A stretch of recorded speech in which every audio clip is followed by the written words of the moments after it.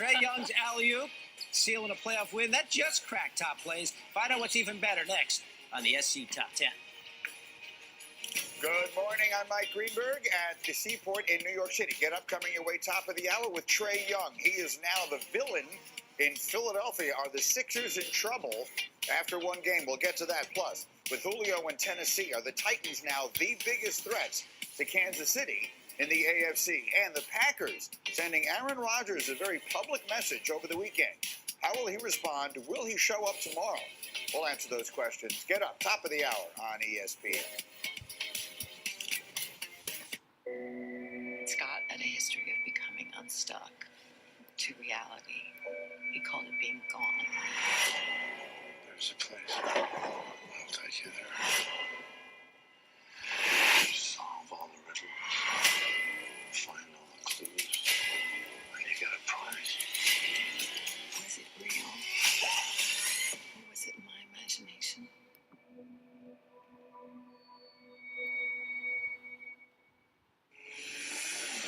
Remember when driving was fun? It was an act of freedom, an inspiration. But somewhere along the line, cars just got boring. You deserve a car that thrills you. Like sports cars with 3 pedals, trucks that take you to incredible places, colorful crossovers, and cars loaded with technology. And there's a car company that believes that too. One that has been delivering thrills for over 80 years. This is the new Nissan.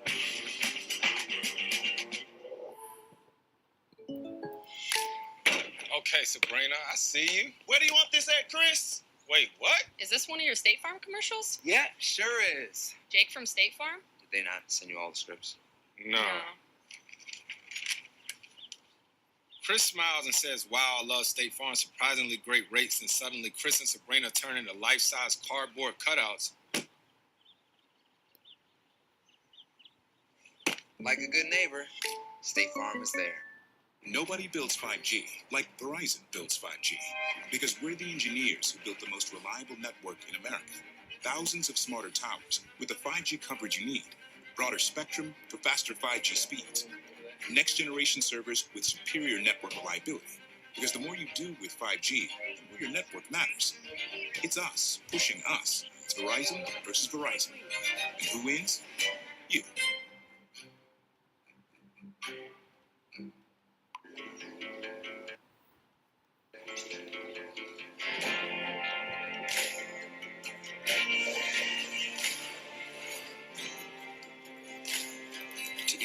Committed to helping preserve what makes the outdoors worth exploring.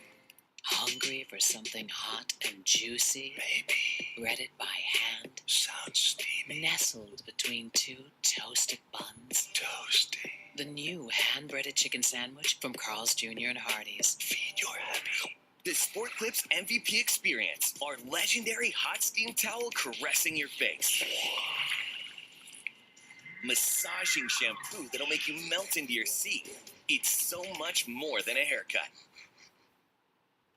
I became a SoFi member because I needed to consolidate my credit card debt. I needed just one simple way to pay it all off. It was an easy decision to apply with SoFi loans, just based on the interest rate and how much I would be saving.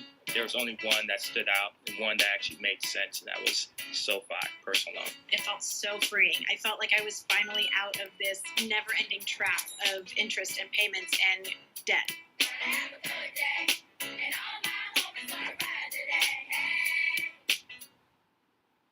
This summer at the Euro, can the underdog be greater than the superpower? Is speed greater than strength? This is the opportunity. Now we find out who's really greater. The Euro begins June 11th on ESPN.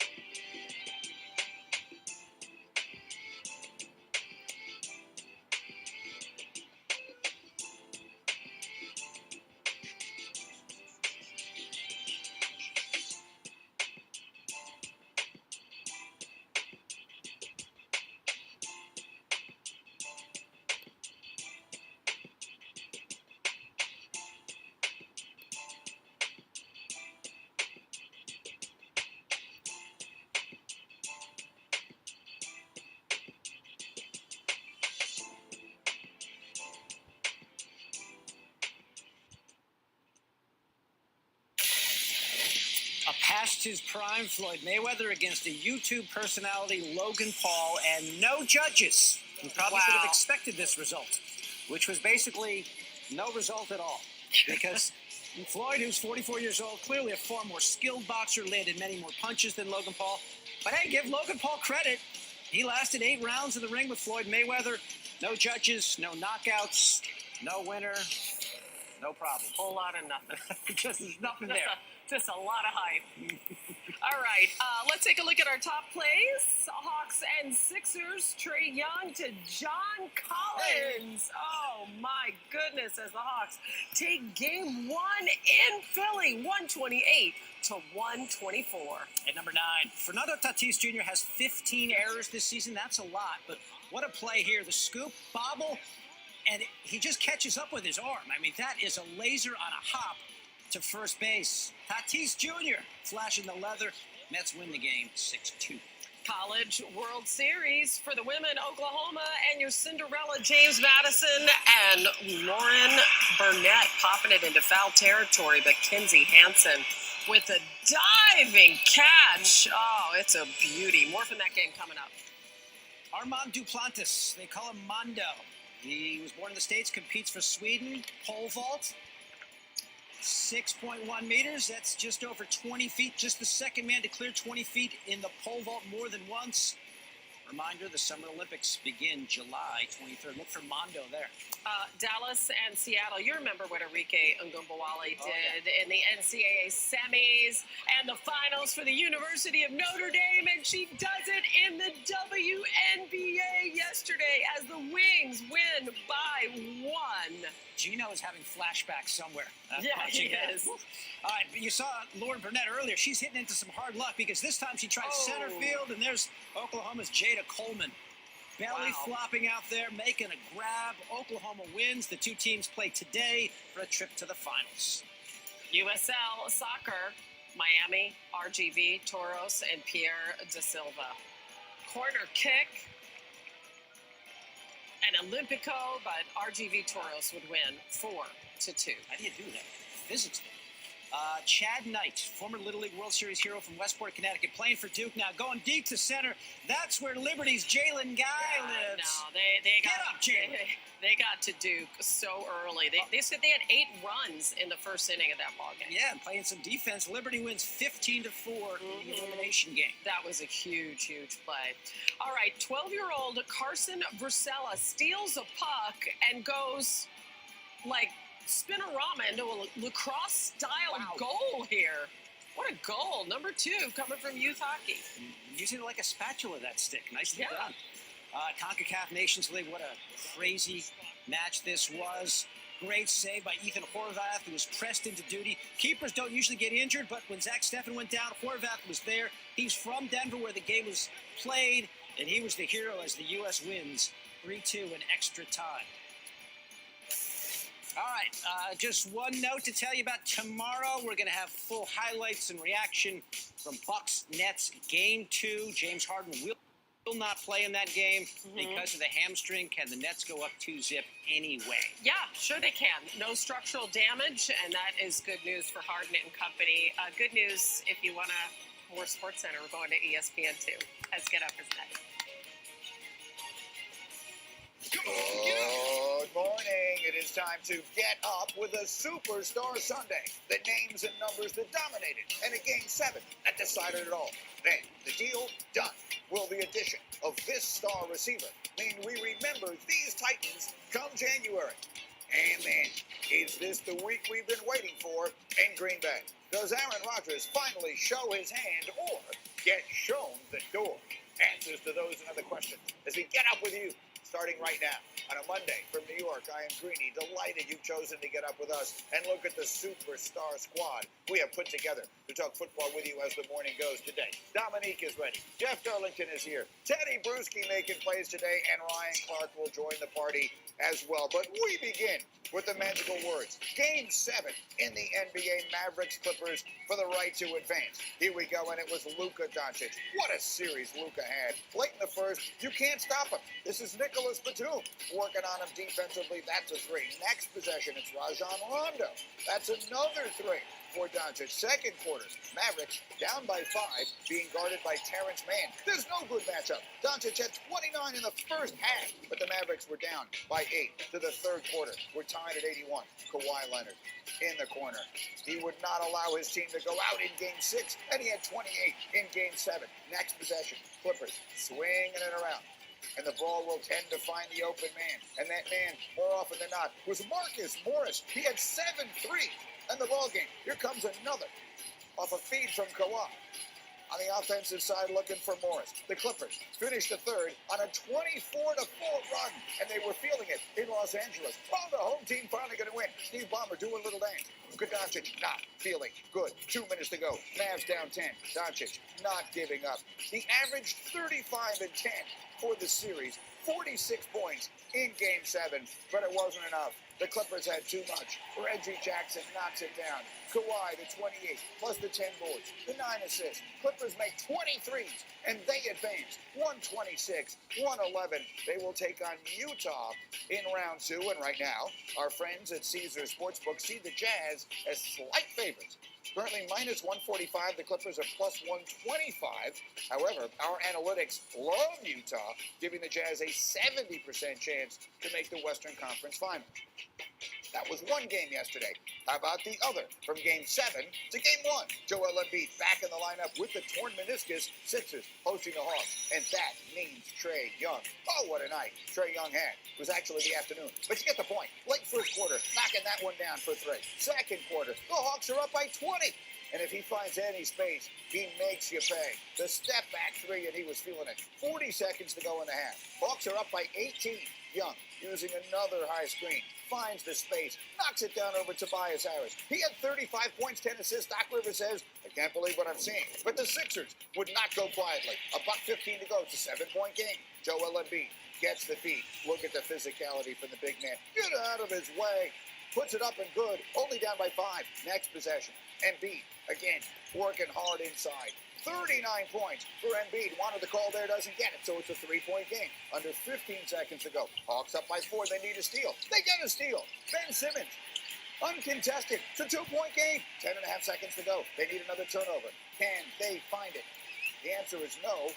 Hawks get it in. Green is forced to foul. Atlanta makes both free throws, and that's all she wrote. Atlanta steals Game 1, 128-124, despite 39, a postseason career high from Joel Embiid. So that's where we stand after one game in that series, and here is where we begin our conversation with Tim Legler this morning. So, they get Embiid back. He plays huge, and they still lose at home. Is the 1 seed in the East in trouble in this series? They're definitely in trouble. That doesn't mean they can't win the series, but when you have Joel Embiid play in the first game and play with 100% ability to move and get off the ground and have a normal Joel Embiid night, and you still lose, it's a major concern, and here's why. I think Philadelphia is one of, if not the best perimeter defensive team in the NBA. They've got more personnel to throw at Trae Young than any other team when you talk about the guard position, and yet they could not contain him the entire game, particularly the way he got out of the gate. It's a massive problem for Doc Rivers, but here's what I think the solution is going to be, Greeny. I think they need to start Matisse Thybulle and let Matisse Thybulle have Trae Young the entire time he's on the floor. And if Trae Young gives the ball up, you've got to face guard and deny and take him out of the game and not let him get the basketball back to the extent that you can. Great players are still going to make plays and have an impact. But Trae Young got into a comfort zone at the start of this game, and when he does that, he puts so much pressure on your defense, similar to a Curry or a Damian Lillard, because of where you have to guard him. So I think the answer is change the matchup. You have to have more minutes with Thybulle on him. If that means you start him and Danny Green comes off the bench, so be it. Because Danny Green had absolutely no answer for Trae Young, and that's going to be the key to the series. So I think Philadelphia will still and can still win the series, but there's no doubt the level of concern has been significantly raised. All right, so the Nets and the Hawks have 1-game leads in the East. Out West, with the Lakers out and the Clippers advancing, round 2 begins tonight. In your mind, right now, who is the team to beat in the Western Conference? I don't hedge, Greeny, but I'm telling you right now, it's a toss-up. I could sit here and make a great argument for any four of these teams. I don't think necessarily it's the Clippers. I think people are going to now go there because of the talent with Kawhi and Paul George, and they got by a Dallas team. Here's the thing. Dallas is a team that's got some serious limitations. They're not a very good defensive team. They don't have a lot of answers in terms of offense creation outside of Luka Doncic. So for the Clippers to take 7 games to get by a flawed Dallas Mavericks team, even with a superstar on it, I think people are going to start to get a little bit ahead of themselves when you start to take a look at the rest of the West. Are you going to forget what you watched all year out of the Utah Jazz and the Phoenix Suns? I do not think it's clear-cut, and if I had to go lay money on it today, I actually probably would split it between Utah and Phoenix. I think those two teams have been the best teams in the Western Conference for a reason. They're the 1 and 2 seeds. They don't really have holes, and I think they've gotten a lot more confidence with what they had to go through in the first round. And I think either of those teams right now, a little bit more complete than what you're going to get out of the Clippers. So even though Kawhi Leonard can win a game, win a series practically by himself, and if he goes into that autopilot mode the way he did at the end of this series or the way he did when he led Toronto to a championship, the Clippers will be in the finals, but I do not think by any means it's a foregone conclusion. All right, we will see Phoenix and Denver get it started tonight. Timmy Lake, stay close. We'll come back to you a little bit later. Meantime, this weekend we were waiting for it, and it finally did. The shoe has dropped on Julio Jones. Our Diana Rossini reporting the Falcons expected to trade Julio to the Titans. A few hours later, that deal got done. The Titans sending a 2022 second-round pick and a 2023 fourth-round pick to the Falcons for Julio and a 6th-rounder. Ryan Tannehill, your thoughts?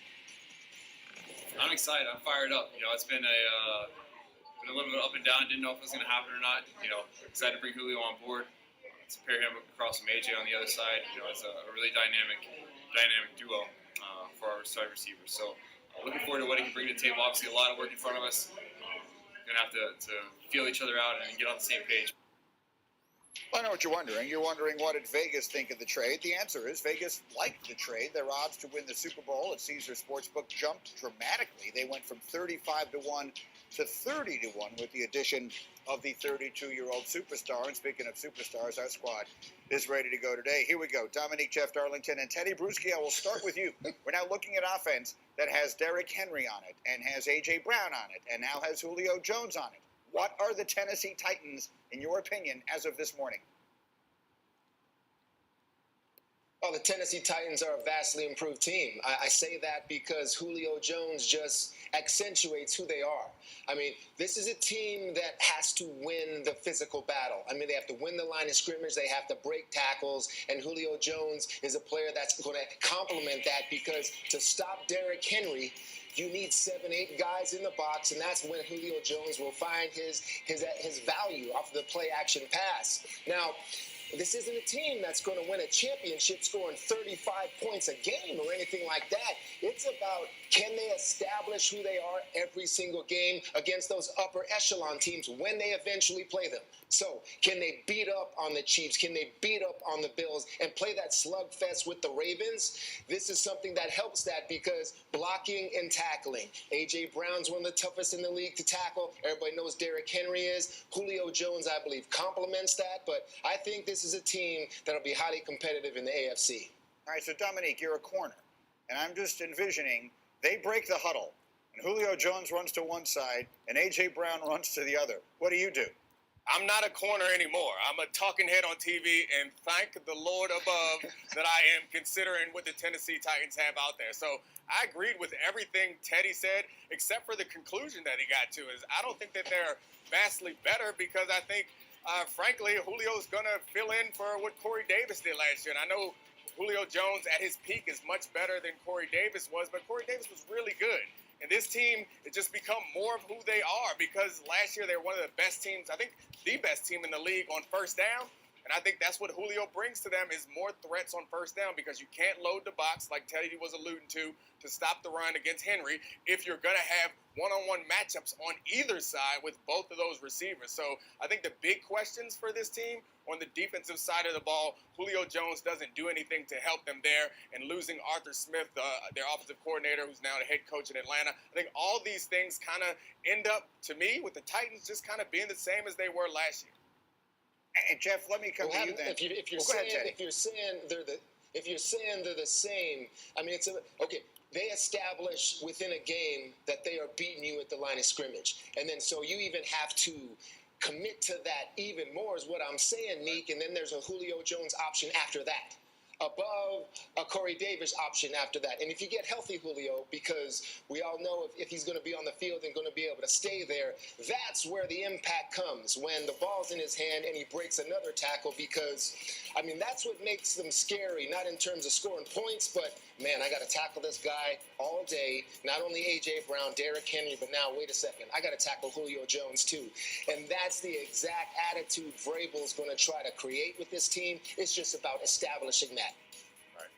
And he's going to have to learn how to rush the passer some, because that's what they really need. Someone to rush the passer, and Caleb Farley is the guy that they drafted to replace the corner. He has a really ugly injury history, and on the other side is Janoris Jenkins. So I agree with you up until the point where you say they're not going to have to score 35 points a game. They might have to. Honestly, they might have to score 35 points a game. Poor Jeff. You don't get to say anything, bud. Sorry. Well, they may be capable of scoring 35 points a game now with that array of weapons. Certainly the names on the backs of the jerseys, all the fans are well aware of. Jeff, what did you hear from people around the league after the deal got done? Well, what's especially interesting here, Greeny, is that they gave up a second-round pick, and there really didn't turn out to be a bidding war for Julio Jones' services. Now, you can say whatever you want about that. Does that mean that he was not as coveted around the league as maybe we thought he would be? Heck, Randy Moss back in 2005 or 2007 went to the Patriots for a fourth-round pick. We know how that turned out. But this was a situation where, the Ravens were interested, the Rams were interested. There were interested parties, but no team was going to give up a second-round pick and also take on Julio Jones' contract. But to the Titans, this is not as much of a luxury as it is a necessity because of the conversation we just had about Corey Davis and his impact last year. The Titans know if they want to stay at the top of the AFC, where they've kind of been inching toward, they needed to get a wide receiver to complement AJ. Well, will Julio make us remember the Titans? That's the first question of the day. We have a lot more still to come, and many of them will be about Aaron Rodgers. We'll get to him as we continue in a moment. The Packers sent him a very public message over the weekend. How will he respond? Tomorrow is the day we find out. We'll explain why in just a moment. Plus, after Dak, who's the most important player in Dallas and the key to their success in 2021? Wait till you hear the answers from our crew as we get up with you on ESPN. Mark Valeriano was shook with the new Popeye sandwiches and more pack. Oh my gosh, look With 4 chicken sandwiches, 4 tenders, and a large side for $25, there's something for everyone. Oh my God.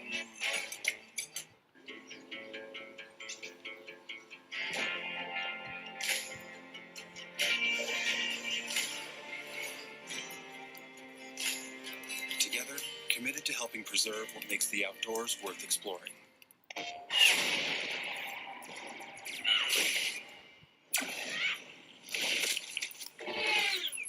Best of 3? Best of 5? Best of 9? Yes, give up!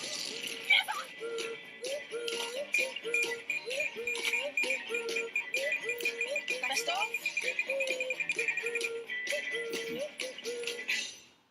PlayStation.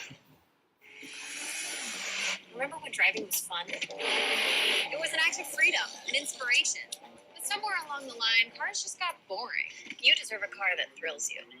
Like sports cars with 3 pedals, trucks that take you to incredible places, colorful crossovers, and cars loaded with technology. And there's a car company that believes that too. One that has been delivering thrills for over 80 years. This is the new Nissan. We were going to stuff Reese's Cups with feathers, and then we were like, wait a minute, pretzels. Yeah, pretzels would be way better. Reese's, now stuffed with pretzels. Oh, are you using Liberty Mutual's coverage customizer tool? So you only pay for what you need. Sorry?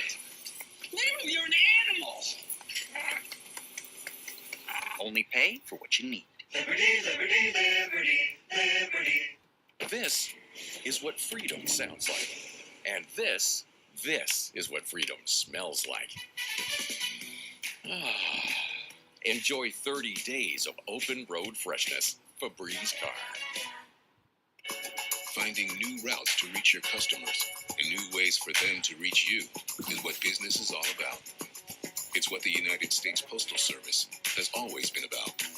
So as your business changes, we're changing with it, with e-commerce that runs at the speed of now. Next day and 2-day shipping nationwide, same-day shipping across town, returns right from the doorstep, and deliveries 7 days a week. It's a whole new world out there. Let's not keep it waiting. Made your choice?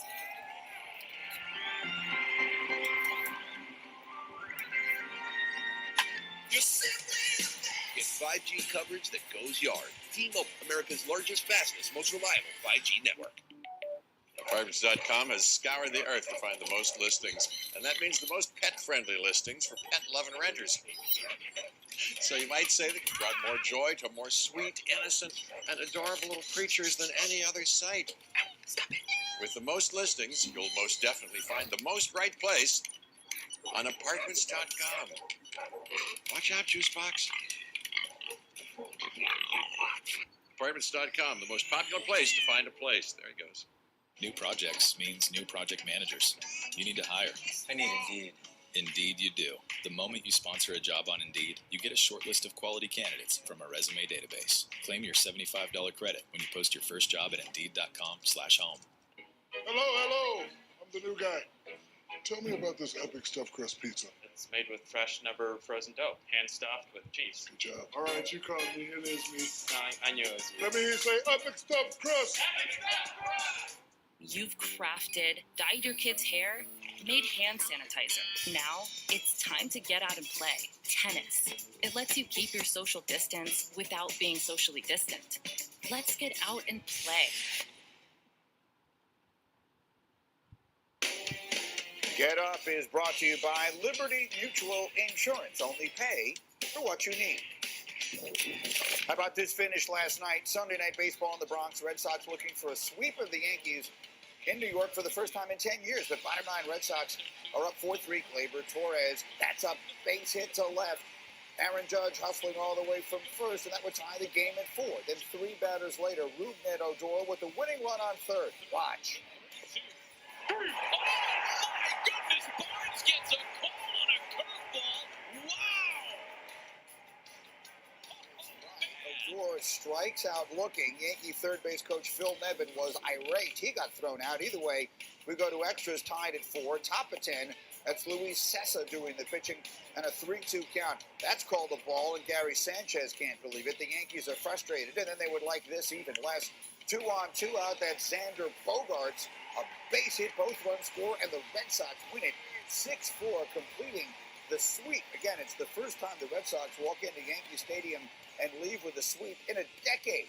Prior to this series, Boston had lost 11 straight away games against the Bombers. Moreover, the Red Sox have now won 5 straight extra inning games at Yankee Stadium. We'll talk more about that later. Meanwhile, now let's talk about this. Tomorrow is a significant day in the development of the Aaron Rodgers saga.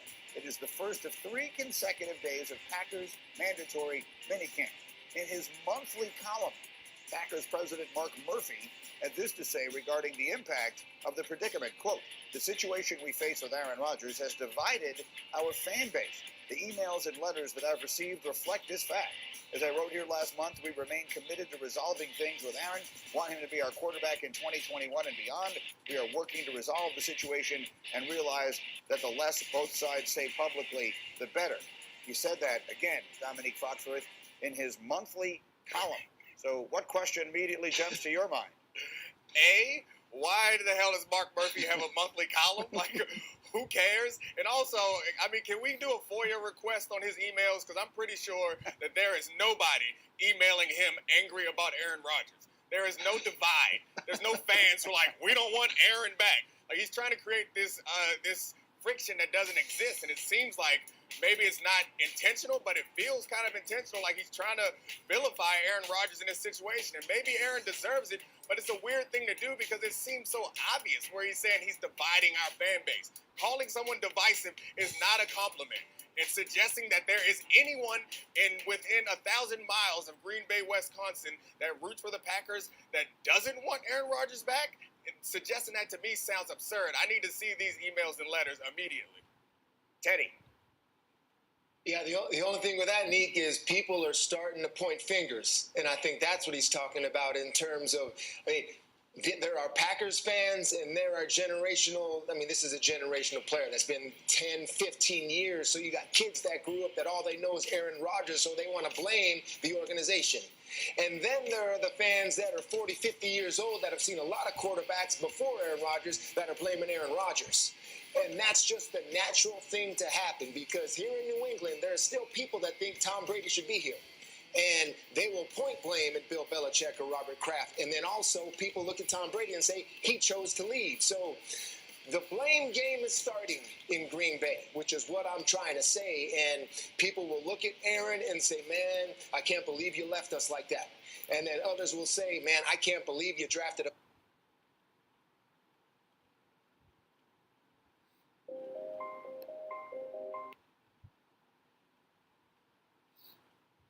making the best adjustments in the series.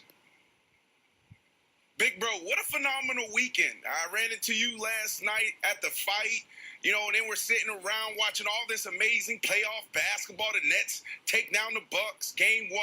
Then the Clippers, they win game 6, game 7. I mean, hell, it would have been the perfect weekend for me if Bubba Wallace would have got it done in NASCAR in the Cup Series. Nick, I told you, I'm going to let you and Stack and Wilds break down all the game and get into the nuance of the game. I told you this was going to happen. They fall behind 0-2 in the series. They tie it up, and then they go to game 5. Your son comes out, have a monster game. He couldn't miss anything. I think he scored like 42, 44 in game 5. And then all of a sudden, facing elimination. You're talking about they're going to blow up this whole organization. Kawhi Leonard, is he going to Miami? What is going to happen? What do you do with Paul George? And then they dominate game 6, dominate game 7. So look, Nick, Ty Lue was the answer. I told you the championship pedigree was going to come into play in the elimination game, game 7. He played man and Kennard in crucial minutes in the third quarter. That's right. Phenomenal job by him, sitting guys on the bench. And then you got Kawhi Leonard. Kawhi Leonard, this whole series, did people forget how good he was? If this dude has one bad game, one bad quarter, the whole world say, remember when you said you were the king of LA and they just want to throw it in his face? This dude averaged over 32 points. He averaged over 62% shooting in the series, Nick. You got to respect them. And going against the Jazz, you got to go with them, man. Give them their flowers, man. Stop this nonsense. Okay, hold on. Well, listen, we can talk about the Clippers long-term later. But the idea that they've salvaged everything by winning their first-round playoff series, when for the last 2 years they've been the favorites to win the whole damn championship, we're putting the cart a little bit before the horse. But they did have to win these last 2 games, and they did. And as far as Kawhi, he's unfairly maligned, no, he isn't. He was brutal in Game 7 last year against Denver, which is why when he was brutal in Game 5, the pressure was on him. And how did he respond? Game 6 might have been the single greatest game Kawhi's ever played. It's certainly in his top 4 all time. So no question, he was a perfect basketball player in Game 6 on both ends of the court. And in Game 7, he wasn't quite as good, but he was an A+ in Game 7 instead of an A quadruple plus like he was in Game 6. So why, Wilds, did the Clippers win Game 6 and 7? Well, I just talked about the Kawhi stuff, and Brandon and Steven said the Ty Lue stuff. Those were the 2 most important people. Ty Lue saying, Patrick Beverley, you are not only been a starter on this team for years, from before when Kawhi even got here, but also in some ways the emotional heartbeat of the team. You're not only not starting, you're not playing. Terrence Mann, this second-year energetic player that has actually been really good for us, I'm giving him your minutes. You're going to deal with it. Ivica Zubac, you have been our starting center for 2 years. You're not playing either. You're not starting, you're not playing. The coaching, call it intestinal fortitude it takes mid-series to make those types of switches is what makes Ty Lue one of the most underrated coaches in basketball. And so I give him a ton of credit, and I give a guy like Luke Kennard Wilds, who had been D&B coach's decision for the first half of this series, came in Game 6, played poorly. He stayed ready. And in Game 7, he made big shots. Reggie Jackson, who I've been very critical of, made 2 massive shots when the Mavs were trying to make it a game late. So the role players stepped up. Kawhi was brilliant. And Ty pressed all the right buttons, Wilds. And that's how you win back-to-back must-win games, despite the fact that Luka went bananas last night. Okay, so I like the first part of what you said. They're like, we're out here throwing parades for the Clippers to get through the first round. All the other NBA championship squads or teams that we think can hoist the Larry O'Brien trophy, it was light work for them in the first round. So the fact that they had to drag this out, lose almost every single game at home, is something to be celebrated. I'm just taking a breath. Because, Stack, for this next series, that's not Boban in the middle. That's Rudy Gobert. And you don't just have to stop Luka. You're going to have to stop the sixth man of the year, kind of the sixth man with an asterisk, Joe Ingles, and Donovan. So I don't think this is going to be an easy path for them. The only thing that I kind of think is that the Clippers felt like such an emotional team that they needed to get over this hump, that maybe that will carry momentum. But how do you see the series playing out, Clippers Jazz? It's going to be interesting. Obviously, in the playoffs, you got to make adjustments, and each level of the playoffs each round of the playoffs is another level of basketball, and you can't really harp on how the Dallas series went, because each series gonna bring its own obstacles, and you're going to go through ups and downs in every series. But they figured it out. It's about getting through that series and getting to the next. That's right. Playing against Utah is going to be harder. You don't have to worry about one guy. But everybody has to come with that same attitude. Serge Ibaka has to get healthy. Boogie Cousins is going to have to be ready to play. It's going to be a different dynamic. But these guys are up for the challenge. You want to go through some ups and downs in the playoffs. It's not going to be easy. You're going to have guys get injured. You're going to have guys miss shots. But if the goal and just going through the ups and downs and getting through it and winning is so much sweeter. Nobody wins the championship with just a cakewalk. You're going to go through some ups and downs, and this could be good for them. This could be good for them going into the second round, because they know not to take no team easy. They know they have to come out and play, and they realize that in order for them to be successful, everybody have to come with their A game. You can't rely on one player, i.e. like Luka did. Yeah, and look, all year we've been talking about this team in a clutch. They're not a clutch team, and then talking about their mindset. This is the type of series that you need to get over the hump. That's why the last 2 years, a lot of people pick them as their team to come out the West, is because you look at the roster, you look at this team, you say they have it all. So the only thing they were missing was that breakthrough. So this team, top 10 in offense all year, top 10 in defense all year. Kawhi stepping up. In the biggest moments, we were talking about, who's going to guard Luka? Well, he did that in the second half in Game 6 and Game 7. This was the series they absolutely needed to get over that hump, Nick. So I want you to answer the question that Wiles threw out there. Who do you have? I want to know. Or do we have to wait on your answer? Who do you have? The Clippers or the Jazz? Well, we're doing that exact question and that exact topic 22 minutes from now, so I will answer it then. But on this topic of Game 7, I would like to I want to point out one other thing, which is I was highly critical of Ty Lue, as many people were, for what they did at the end of the season. And I talked to Ty yesterday. I've known Ty for a long time. He's a Kansas City guy. He obviously used to coach LeBron and the Cavs. And I love Ty. And so it hurt me to go against Ty after the first 2 games of the series. And he was adamant that they were not trying to duck anybody, that they were just worried about health.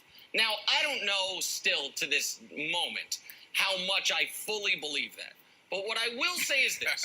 The story of these NBA playoffs up to this point have been health. Anthony Davis got hurt and flipped the series. Joel Embiid just tore his meniscus, and the question is he going to be able to sustain what he did yesterday, even a loss? The Nets look unbelievable. Harden goes down. Now there's a real question mark, even though they won. The one team in these playoffs that hasn't dealt with so much as a nick or a bruise is the Clippers. And they needed every single guy for every single game. And Kawhi and Paul George were able to play heavy minutes in Game 6 and 7. So it is a little bit of vindication for how the Clippers handled the end of the year, even though I thought it was totally insane. Seems like we don't have to wait 22 Great minutes. tease, Seems Nick. like we 22 heard it right minutes. there. We'll talk I don't some know. Clippers Jazz. I don't By the way, know. they tip off Tuesday night. All just saying words. We got to head to Brooklyn. Nick was at this game Saturday.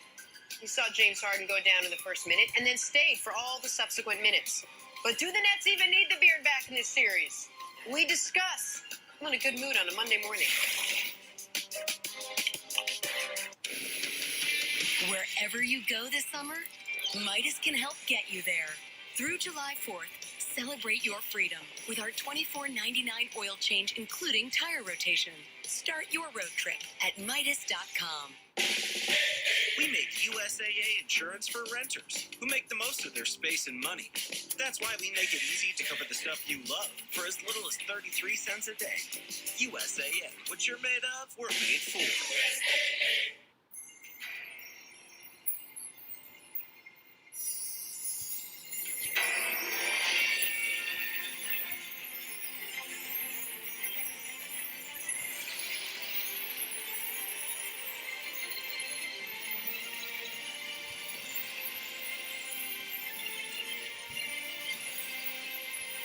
Magic is calling you to the Walt Disney World 50th Anniversary Celebration, beginning October 1st.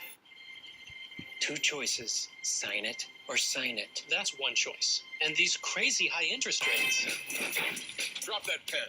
Before you sign that, raise your credit scores instantly with Experian. Wow, my score went up. Yeah, with those credit scores, we'll lower the interest. Thanks, you saved me money. Come on, stop that. And boost your credit scores and save free only with Experian. Go to Experian.com or get the app now. With a top-rated app that lets you deposit checks and transfer money anytime, anywhere, banking with Capital One is like the easiest decision in the history of decisions. Kind of like... I'll take Barkley. Yes, I still got it. I told you she'd pick me first. Yep, even easier than that. Plus, with no fees or minimums on checking and savings accounts, is it really even a decision? That's banking reimagined. What's in your wallet? For those who love peanut butter and those who want to get married to peanut butter, I now pronounce you weird. New Ultimate, it's here. A lion! Ah, yes, the king of the jungle. Time for a Red Bull. Red Bull? Still, you'll never be faster than a lion. I don't have to be quicker than the lion, just faster than you. Red Bull gives you wings. This is undisputed.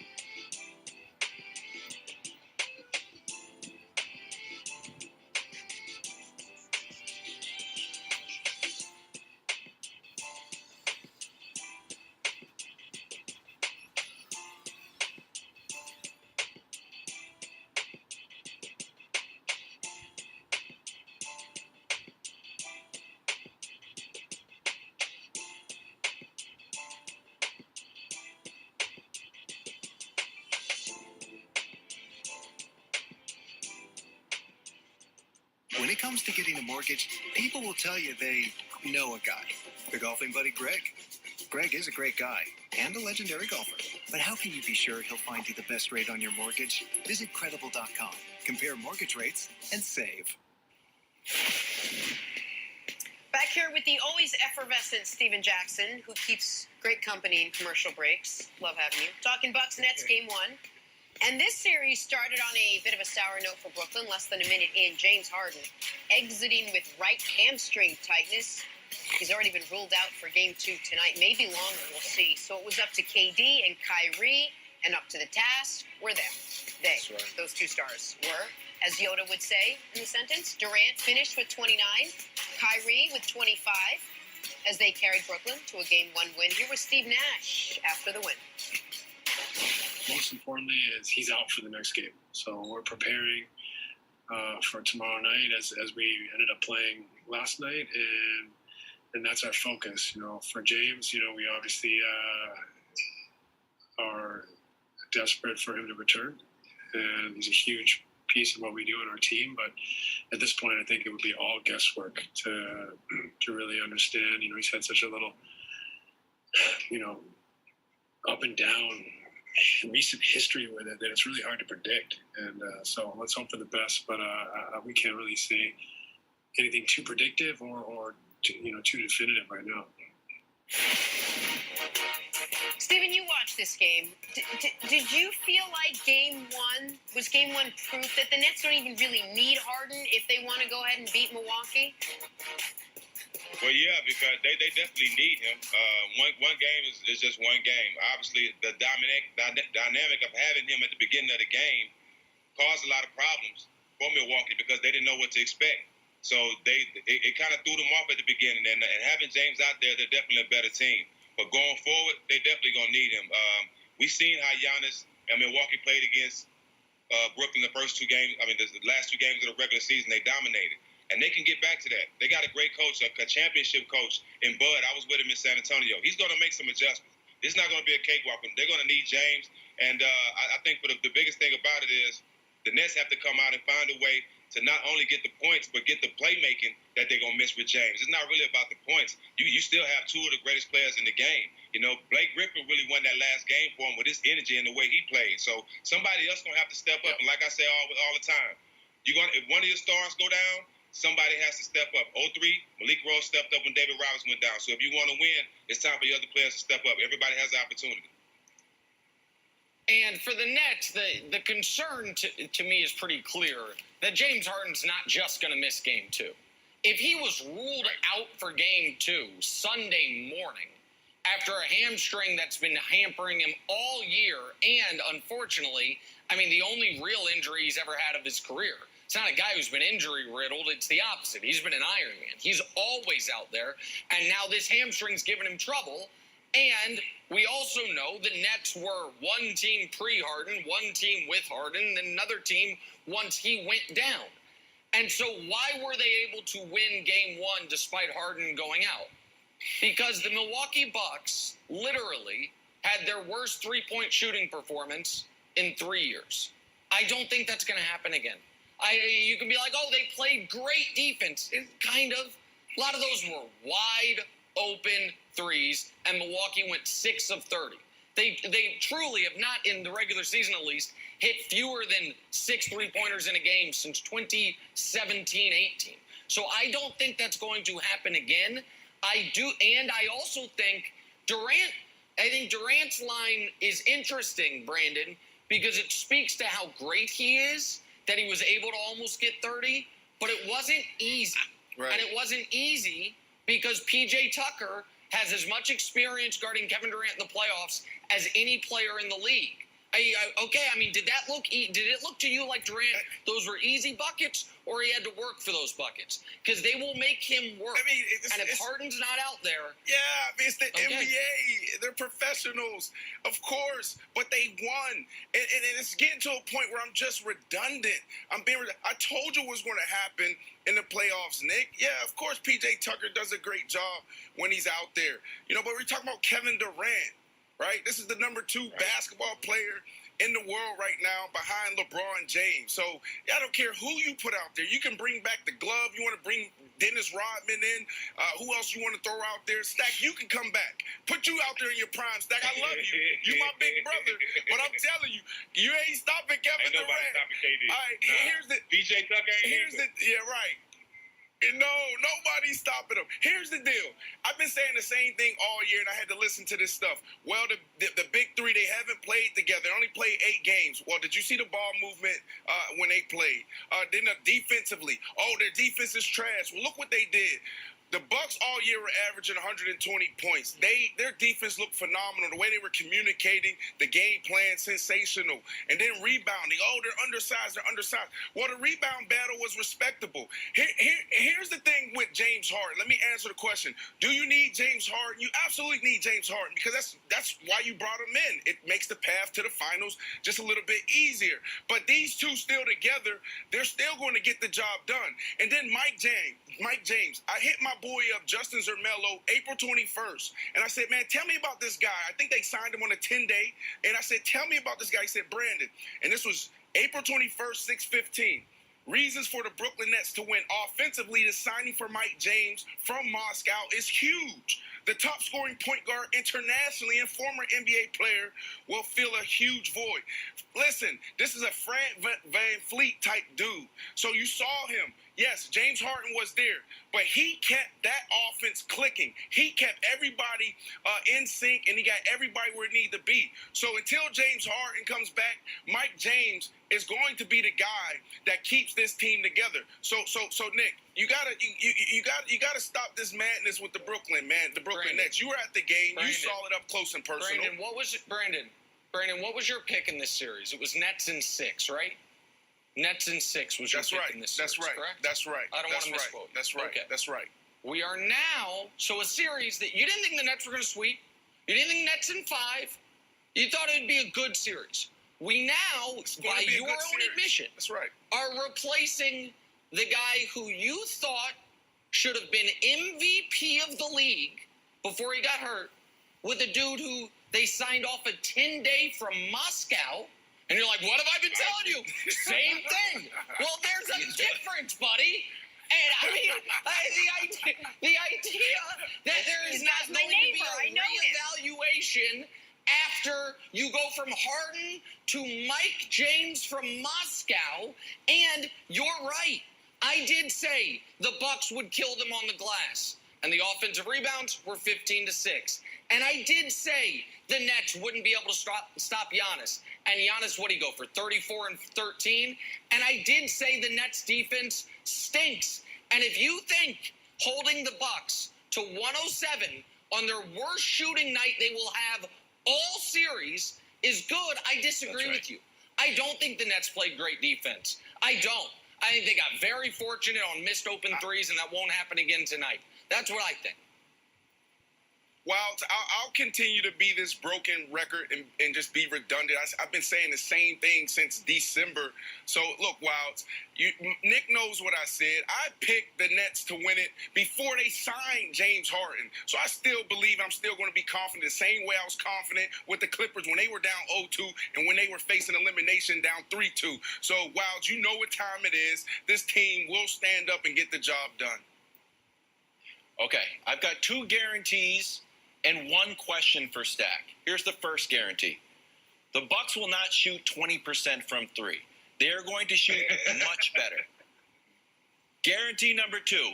Blake Griffin will not look like it's 2015. He's out there dominating. Went 18 and 14. That's not going to happen. So those are the 2 guarantees. Here's the question that I have no idea how this is going to play out. Late in the game, Stack, Blake Griffin stepped over Thanasis. It was just the ultimate disrespect. NBA has a long history of when you step over a guy, whether it's Ty Lue, whether it's Draymond LeBron, you know you're doing it. You're doing it to send a message. So the odd, interesting part about this is not like a figurative, hey, that's my brother on my team. We're all like the brotherhood. That's Giannis's literal brother. It's his literal little brother. Does Giannis have to have a response to Blake? Does it throw Giannis off? Does Giannis play with more passion? I don't know how this is going to play out, Stack, so that's my question to you. How does Giannis respond from Blake stepping over his little brother? Excuse my hotel phone. That's my breakfast.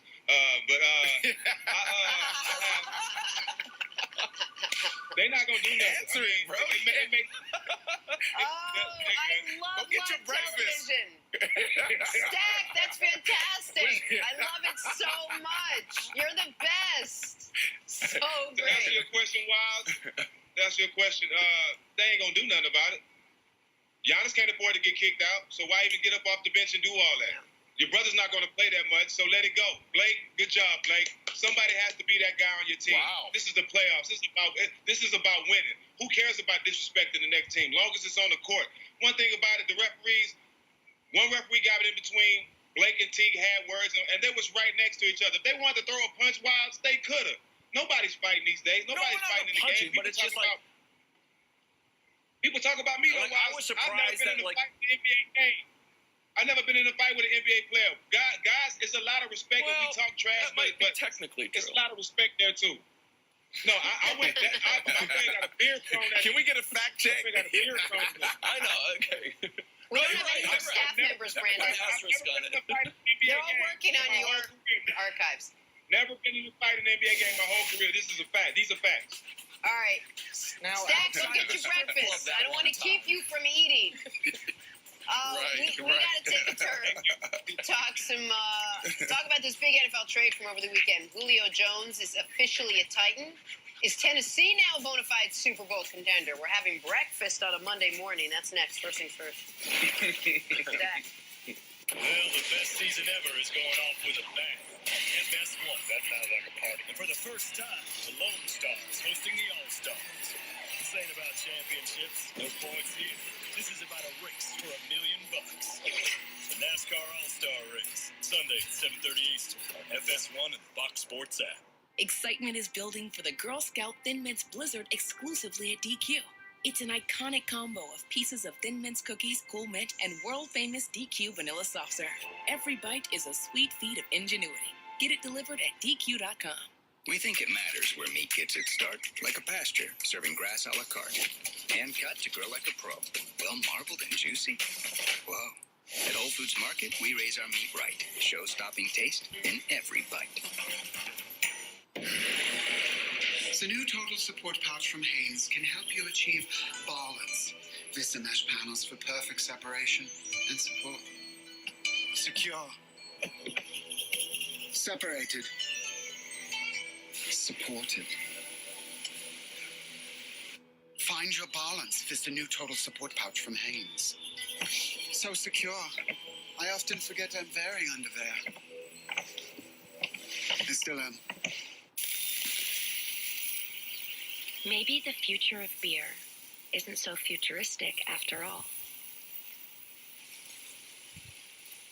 Michelob Ultra Pure Gold. Organic by nature. How can Experian Boost help you? I boosted my credit score 20 points. We have a baby on the way, and with my new FICO score, I think we'll definitely save some money on a new baby-friendly car. Boost your credit scores instantly, free. Download the Experian app now.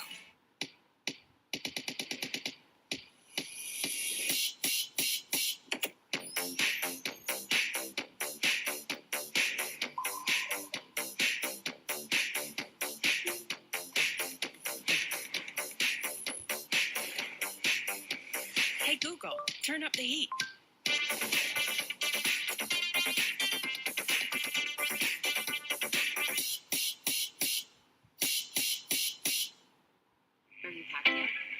Flight is early tomorrow, and it's a long flight too. Once we get there, we'll meet up with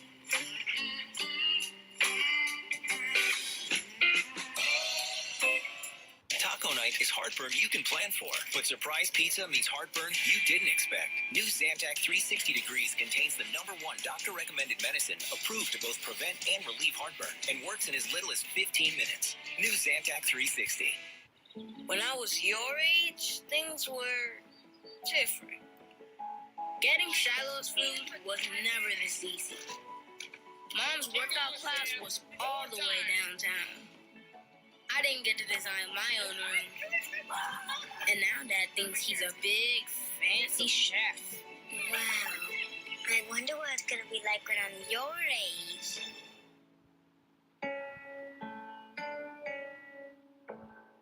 I got a lot of advice about my abdominal pain, diarrhea, and constipation. High fiber diet. Low fiber diet. Then I found New Culturelle IBS Complete Support. And now I have more symptom-free days. Also try Culturelle probiotic supplements. Bun, mayo, chicken pickle, bun. Bun, pickle, blasphemy!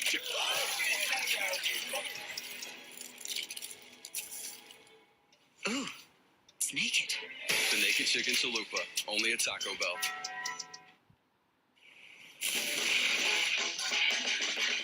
This weekend. Nice. The Westminster Dog Show is on Fox on Saturday. It's the Masters Agility Championship beginning at 5 Eastern.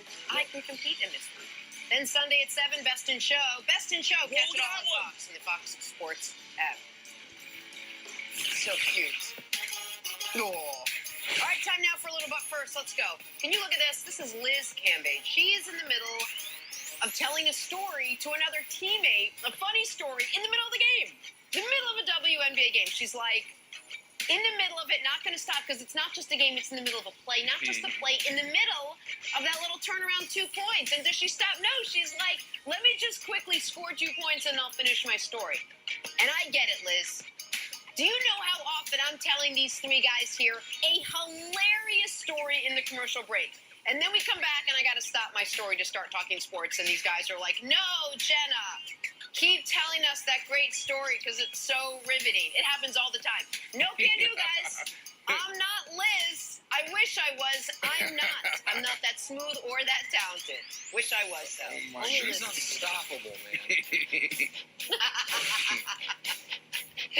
Let's check in on how the Kalamazoo Growlers are doing. Actually, pretty well. That's Nolan McCarthy, hits a home run, and it was thrown, according to my research, a Bang energy drink. He shotguns it by, I believe, piercing it with his spikes, which are quite sharp. May have a little bit of infield dirt on there, but that doesn't matter. Now, earlier, people said, whoa, he shotgunned a beer. Not a beer. It's an energy drink. However, Bang Energy also makes a hard seltzer. They also make a caffeine and creatine combo. The website on Bang Energy says they make, quote, cognitive candy. So there you go. If you're looking for some cognitive candy, my neighbor, wow. Check out the Kalamazoo Growlers. The real also, deal. we learned, fun trivia fact, Brandon's neighbor. So if that ever comes up in First Things First bar trivia, now you know. What bar? Because I want to go to that bar. Hey, let's play Trying to Blank. I'm on the show, and I'd probably get a lot wrong. Falcons traded Julio Jones to the Titans over the weekend for a pair of draft picks. It's a pretty dynamic group of weapons now for Ryan Tannehill in Tennessee. A.J. Brown posting this on the gram, quote, please excuse my language when I say this, but y'all done bleeped up. Brandon, the Titans acquiring Julio Jones is blank. The formula. And this is scary for the National Football League. Man, this is extremely scary. Why? Defensively, I believe in Vrabel getting it right. That secondary that they rolled out there last year, I mean, they couldn't even compete in the Florida State Championships in high school. They need to fix that. They can't go from the 12th ranked defense to the 24th ranked defense last year. They have to fix that secondary, and they got to do some things up front. I believe in Vrabel. Vrabel knows exactly what he's doing. He's a hell of a coach. Offensively, this is the recipe.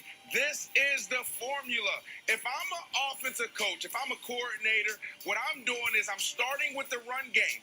I'm beefing up that offensive line. They have that. You have Derrick Henry, my MVP. How do you rush for it, what you did, and not be the MVP? We've only seen that a handful of times in the history of the National Football League. And then you have A.J. Brown and then Julio Jones. All you have to do if you're Ryan Tannehill, Nick, is you have to read the box. It's simple. He'll go to the line of scrimmage with probably 2 plays. We're talking about fundamentals. We're talking about high school football. If it's an 8-man box, check with me. Hey, Julio, here I come. I'm coming to you one-on-one. A.J. Brown. They're doubling Julio. They're leaning to his side of the field. I'm coming to you. Let's run that 18-yard comeback that we've been working on. Let's run that 18-yard stop route. Or let's just run a 5-yard hitch and let you get some yak and be the yak daddy that you've been. Oh, now he has 120 yards. Let's lean to the other side. You can't do it. This is the formula. If it's a 6-man box, 7-man box, you know who's going to get the ball. So everything is going to be built off of that offensive line. Ryan Tannehill, this is easy football. This is scary for the NFL, Nick. Yeah, I think it's a touch overrated. I love Julio, and I hope Julio's healthy. And if he is, then he and A.J. Brown might be the best receiver duo in football, and Derrick Henry's unquestionably the best running back in football, and they got an excellent offensive line. However, when you look at the 5 best teams in the AFC, Kansas City, Baltimore, Buffalo, Cleveland, and Tennessee, the Titans have the worst defense of the 5. They have, I believe, and this isn't an insult, but the worst quarterback of the 5. And they might have the worst coach of the 5. Even though their coach and their quarterback are good, I think if you line all 5 up of those 5 teams, the Titans are in last place in those 3 categories. So I think that they will have a dynamic offense. I also think right now, Wilds, they are the best team in the AFC South and about the 5th best team in the AFC overall. Okay, I find the most interesting aspect of this story is who didn't trade for Julio Jones. A 2nd and a 4th? Now imagine if you're watching the 2nd round of the NFL draft at home on your couch, and you're just watching, kind of leaning back. It's like, with your favorite team's pick in the 2nd round, you choose Julio Jones. You're like, what? We got Julio Jones in the 2nd round? Well, that's what it is. There's no New England. We spent $160 million and still had cap space, and Bill Belichick didn't want him. It's odd. What about Russ? Go up to Seattle. They could have moved some things around and got him. Didn't happen. Aaron Rodgers probably could have restructured his contract, moved some things around. They could have got him. Yep. So the fact that so many teams ended up not taking Julio Jones for $15 million and just a handful of picks for like an all-time great receiver just makes me think it's a curious move. How about week 1, Cardinals-Titans, D-Hop versus Julio? That'll be fun. Oh, that's good. Kawhi willed the Clippers to round 2. He followed it up by making basketball shots, because that's also another way to do it. Now that they're there, should the Clippers be the favorites to win the West? Nick's making picks. Nick's and picks next. First things first, on a Monday morning.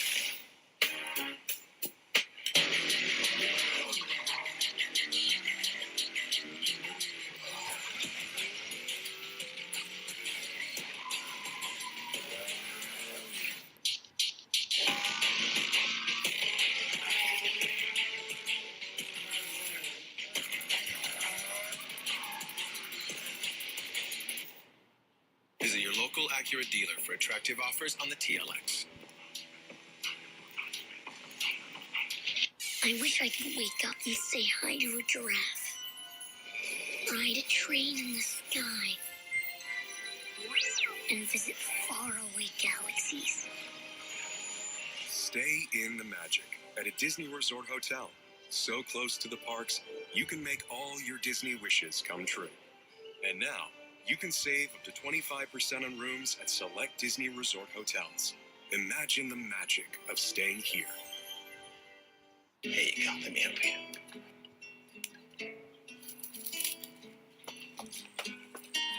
Hi, Mr. Charles. We made you dinner. Oh, thank you. Ready to eat? Yes, I am. Rated T for teen. Maybe a little help over here. Nah, sorry, man. Not my turn. Dude, seriously. You go, he goes, I go. Look at your feet, man. Your turn. Join over 50 million players and play for free. Raid Shadow Legend. Keeping your oyster business growing has you swamped. You need to hire. I need Indeed. Indeed you do.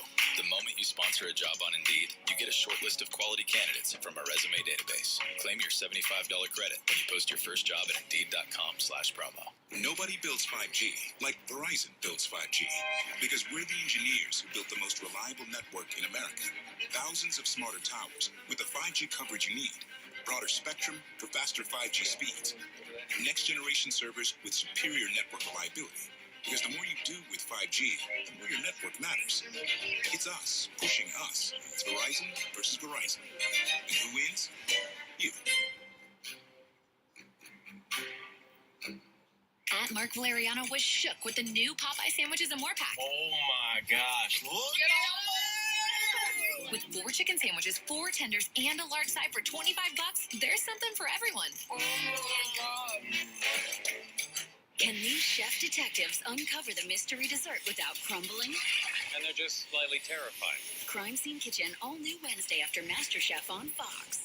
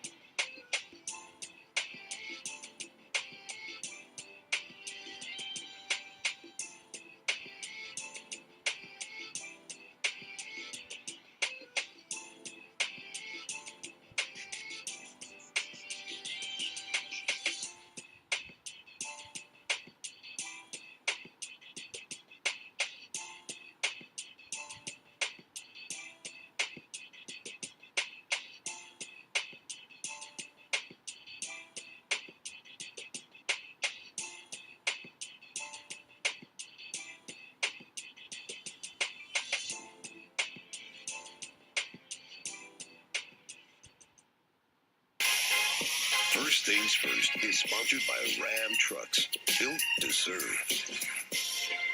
Sunday on FS1. Oh, Brandon. NASCAR hits the Lone Star State for the 2021 All-Star Race. The circuit's best drivers competing for a shot at $1 million.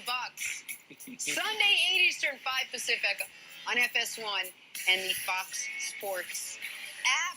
Brandon Marshall, one of these weekends. One of these weekends. Bubba! Hey, wait, time for Weird and Let's go, Wonderful. Bubba! I know! Let's go, Bubba. Come on. Little Weird and Wonderful from Kevin Wilde's Twins Royals yesterday. And how about Minnesota? The old triple play. Pretty wonderful stuff. Wilds, though, what else you got for us? Well, we just have one wonderful play. It's from former Red Sox player and manager Butch Hobson, who now manages the Chicago Dogs. Based out of Rosemont, Illinois, they're members of the American Association of Professional Baseball. And yes, they're not named after the canines. They are named after hot dogs. So strong move from Butch Hobson, because he's aware that if you are managing a team named after a concession, there's a ceiling to how angry you can get. Especially. Look at the numbers, Wild. Look at the number on his back. Yes, the numbers. Look at the number on his back when he turns around. Yes, the rarely used hot dog font. So Butch Hobson. Yeah. Butch Hobson, a savvy move. You can only do silly stuff when you're managing a team named after hot dogs. So strong move, Earl Weaver. Yes, it is.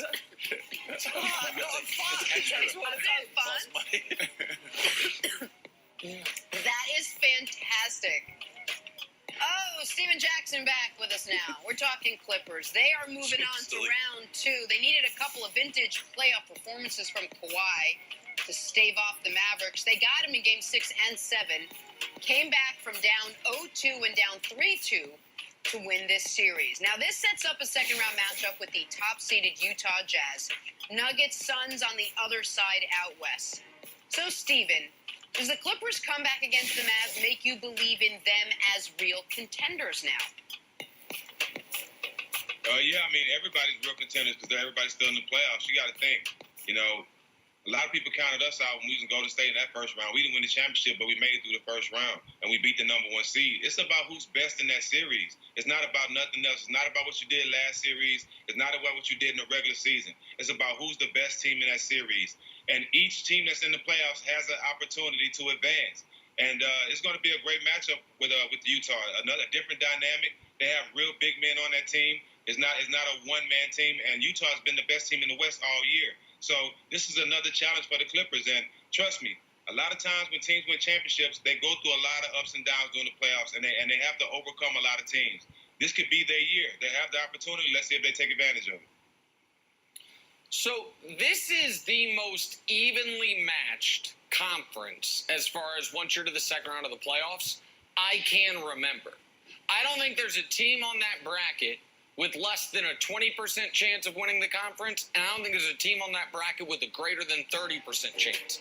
And by the way, when you see those numbers, it's like, oh, both conferences, the brackets held exactly to form. I guess with the exception being Atlanta and the Knicks, where the 5 beat the 4, but the 5 and the 4 in that series had the exact same regular season record. Like, all the teams that were supposed to win did win, at least according to seeding. So before the playoffs, I said I like the Clippers over the Mavs in 7 and the Clippers to get to the conference finals and lose to the Lakers. And it was because I said a lot of the issues from last year with the Clippers, I didn't see them this year. And then after those first 2 games against Dallas, I said, I'm a fool for believing in these guys. Why did I go off my anti-Clippers narrative from the last 2 years? And then they won 4 out of the last 5, as Brandon said they would. And Ty Lue made all the right adjustments, and the Clippers are exceptionally healthy. So do I think the Clippers are real contenders? Yeah, to win the Western Conference. I think the champion this year is going to come out of the East. But I do think they're contenders to win the Western Conference, as I did before the playoffs. I think they are a slight underdog against the Jazz. I think it's a 55-45 series that might hinge on how much Mike Conley can or can't play. I think the Jazz present real different issues than the Mavs presented. The Jazz don't have one player nearly as good as Luka, but they've got 5 guys that are better than the Mavs' second best player. So it's a unique spot. And then on the other side of the bracket, Brandon, I think Hold on. Do you guys disagree? I'm waiting. Who's the Mavs' second best player? Who are you? Wait, who did you pick? No, the Mavs' second best player. It sounds like you're going with Utah. Hold on, Nick. Yeah. If Donovan Mitchell was on the Mavericks with that team, he would do the same thing Luka doing. Let's not do that. Ooh. No, that's not accurate. It's not right. Donovan Mitchell's awesome. He's not Luka. Luka has to do that. He's Luka has not to Luka. do that on that team. Okay. And he can do that, and while Donovan maybe though. could score the volume, he wouldn't be able to control the full game and distribute the way Luka does. But the point being that you put the Jazz and the Mavs up against each other. The Mavs have the best player. The Jazz have the second in Gobert, the third in Donovan, or flip them, the Ingles, Bogdanovich. Go down the list. They would have the next guys before you get to Tim Hardaway Jr. or Kristaps, whomever you want. And so right now, Brandon, if I had to pick a team to come out of the West, I would pick Phoenix with the caveat of hoping Chris Paul can stay healthy. I said before the playoffs, I thought Phoenix was the second best team in the West. I just thought the Lakers were going to beat them. I obviously was wrong. If I had to pick the the Clippers Jazz series, which you seem very eagerly awaiting me to pick, you have to pick. I will go with what I.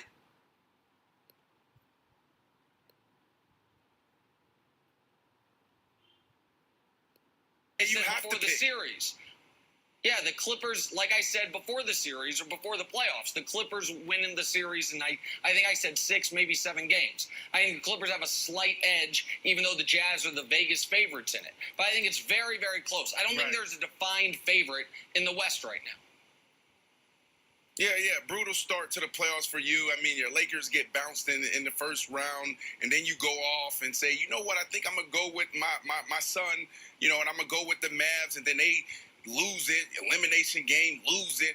So can I get my buddy Mr. Kevin Wilds next to me? A lot of people don't know that Kevin Wilds. They just need a side by side. It's fine if you want to do it $5. Okay, we're all here. That's great. Look, a lot of people don't understand that you helped launch The Jump, and you're an all-time great producer. So I need help, buddy, because I'm struggling on TV. This is my first year doing full-time broadcasting. We got a 5-day-a-week show. Okay, I've been saying the same thing all year, over and over and over again, as far as the Clippers. Does the Clippers come back against the Mavs make you believe in them as real contenders? I've been saying this since day one. So what do I do in this situation? I've been trying to hit the coaching angle. I've been trying to hit the player angle. I've been trying to hit the mindset angle. So I don't know what else to say for people to believe in what I'm saying. So help me out, all-time great producer. No, I think I when in doubt, you just make fun of Nick's hair. Like if you've exhausted everything all the statistics, there's one trapdoor. Just make fun of Nick's hair, and then you'll be good to go. So I think if you just keep hammering a point, you still believe in them, and then just go to make fun of Nick's hair, everybody laughs, and you move on. See, it's proof is in the pudding.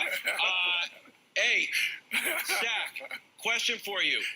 What do you want to do with Porzingis? Because I think the Clippers are going to play a team where everybody knows their role. Like, hey, I'm the defensive player of the year. Hey, it's me, Mike Conley. I'm the veteran. Hey, it's me, Donovan Mitchell. I'm the superstar. Hey, it's me, the sixth man of the year. Jordan Clark's like, and me, Joe Ingles. I'm also kind of the sixth man, but I start. Everyone's got a role. The ball moves. The team works. The Mavs don't play like that. The Mavs are like, hey, I'm Luka. I'm the star. And Porzingis is like, hey, it's me. I was the star. What the heck? Do they even sell my jersey anymore? I'm making $30 million, getting paid like a star. I'm tall. Like, oh, you play defense? Like, not really. You rebound? Like, nah. I'm kind of like a tall Klay Thompson, like floor spreader type guy. But you got me for 3 years, and you owe me $100 million. So some people want to just move him. I don't know if there's any takers for that contract. And other people are online saying, no, he needs to, buckle down and play defense. Like, I don't know how much a tire can change his stripes. So I'm going to ask you, what would your advice be to the Mavs and Kristaps Porzingis?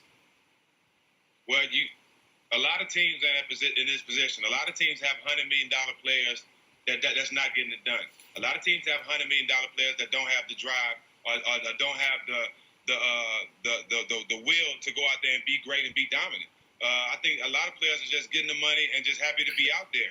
Luka wants to win. Luka go out there and shows you that he cares.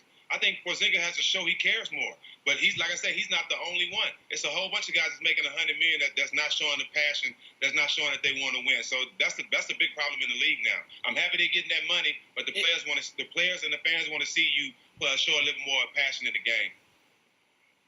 The Mavs might have made the same mistake the Pelicans did early with Anthony Davis, where your young superstar is so good, instead of slow building it, you try to microwave it, and you trade a few draft picks for a good but not great player. That's what the Pelicans did when they traded those draft picks to get Drew Holiday, and then they had a ceiling. And Drew Holiday, by the way, is far better than Kristaps Porzingis, and he's proven it over the last few years. But on the Clippers, on this very moment, we've talked a lot about Ty Lue here. Ty Lue's got his work cut out for him in this regard. Not only trying to slow down a Jazz team that did have the best record in basketball all year and presents very unique problems because they have 6 guys or 5 guys that can go off for 20 any given night, and their 6th guy that I'm not including on that's Gobert, who's going to win Defensive Player of the Year. The unique problem they have is reminding the team that getting out of the first round for this team means nothing. That they while they were on the brink, so it feels like it's an accomplishment, it is actually, if in back-to-back years the Clippers lose in round 2, it is an abject failure. So Ty's got to get them back settled to recognize, guys, we not only have to win this round and then the next round, and then we've done, even if we don't win the title, by getting to the finals, we've accomplished something. So, I liked the way Kawhi and Paul George handled yesterday, because it didn't seem like they were, in celebratory mood, like they had expected that they were going to defend home court and win. They got to make sure that message is clear across the team, because even though they were on the brink in round 1, the idea that, since we got past the Mavs, if we lose in round 2 to the Jazz, it was a good year. No, it wasn't. Like, they have to get further than they got last season, probably 2 rounds further, Brandon. So that's Ty's job right now to make sure they're locked in that regard. Yeah, I don't think it's a big job. I think that's been the mindset all year.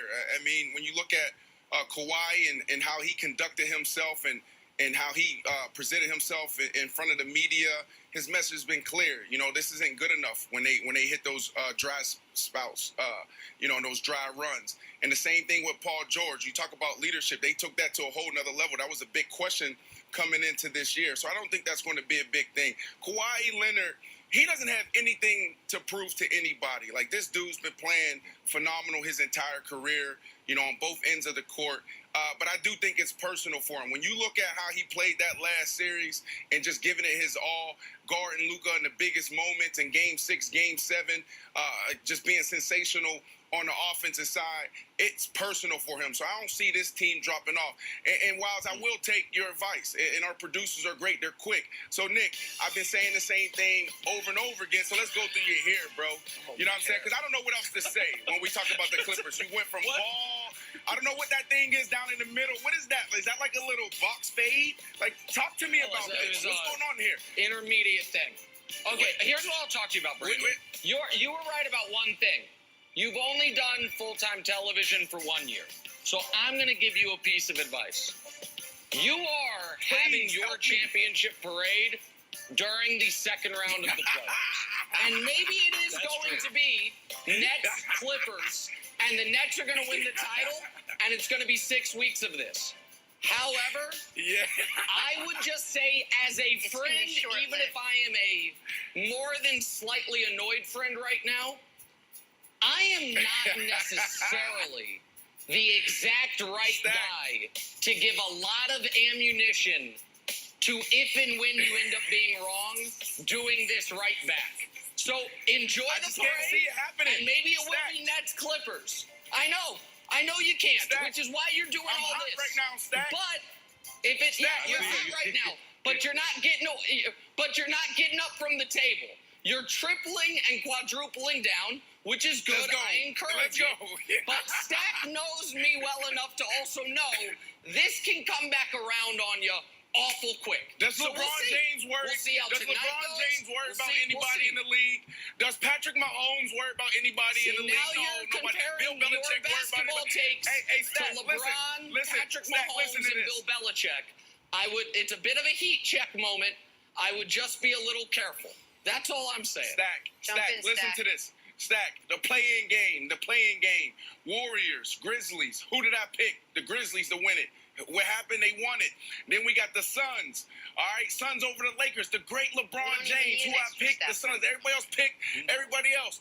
And then you're talking about the Clippers. I stood right there in the paint with them. Everybody jumped ship. Nick jumped ship. Chris jumped ship. Right. And of course, what I said about the Nets from day one. So I'm hot right now. Ain't no losing.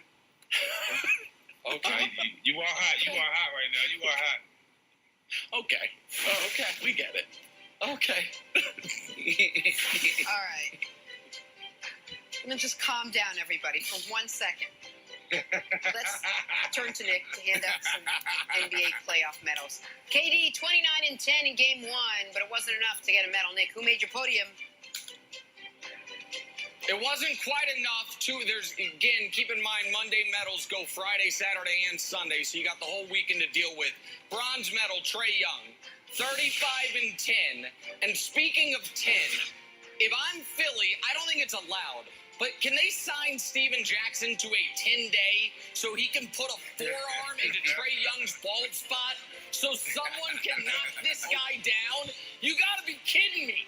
This guy's 168 pounds, clowning the whole league. What are you guys doing? Silver medal, Luka, 46, 7, and 14. One of Brandon's mini Sterling predictions was that Luka would run out of gas. Only 46, 7, and 14 in Game 7. But not enough, as the rest of his team couldn't do it. And then the gold medal, Kawhi Leonard. You could argue it was the finest game of his career. Friday night, he was very good Sunday. Friday, he played an almost perfect game of basketball.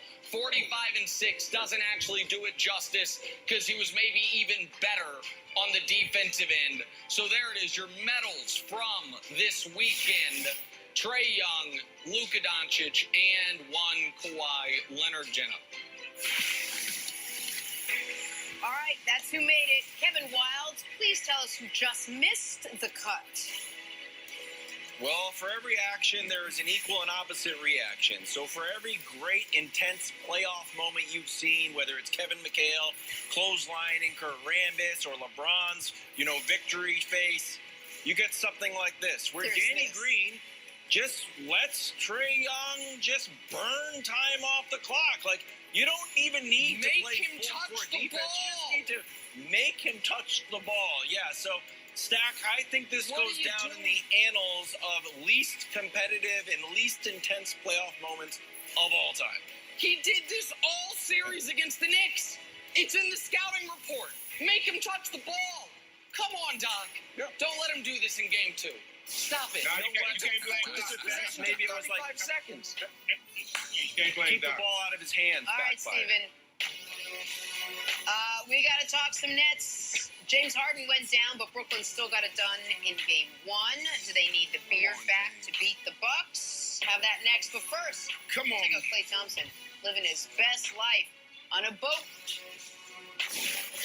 Nice, that smooth, good water.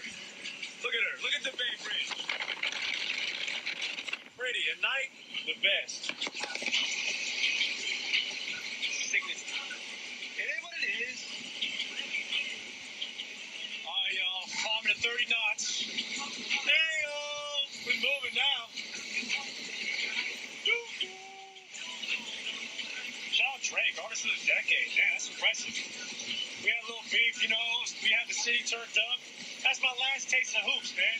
NBA Finals, I miss it. There's nothing like the finals, yo. Nothing like it. Want to grab pizza? Bad move, guys. Get a freshly made footlong from Subway instead. Like a classic Italian BMT stacked with fresh veggies. There's a Subway 3 blocks from here. Choose better, be better. And now save when you order in the app. Subway, eat fresh. No time that could be called a good time is ever a waste of time. With a Corona and a lime. This is more than just a building. It's an AI-powered investment firm with billion-dollar views. A cutting-edge data security enterprise. Yes, with a slide. A perfect location for the world's first one-hour delivery. An inspiration for the next workout club. And enough space for a pecan-based nutrition bar empire. It could happen. This is where dreams become brick and mortar. Find yours on LoopNet.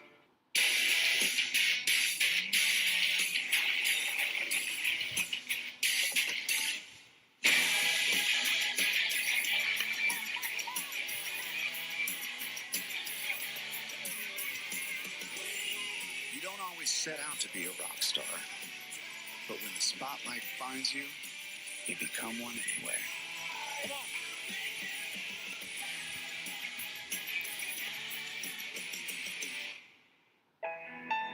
It only takes a second for an everyday item to become dangerous.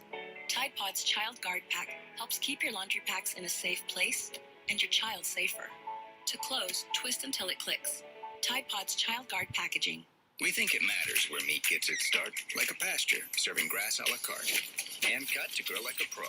Well marbled and juicy. Whoa. At Whole Foods Market, we raise our meat right. Show-stopping taste in every bite. At Loan Depot, we know home means everything. We're at the ballpark, across the nation, and just down the street.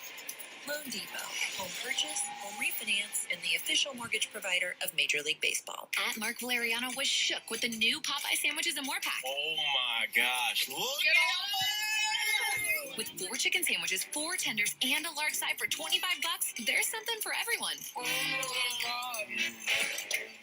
Someday. This isn't a friendly. This is Copa America. Sunday at 4:30 Eastern on Fox.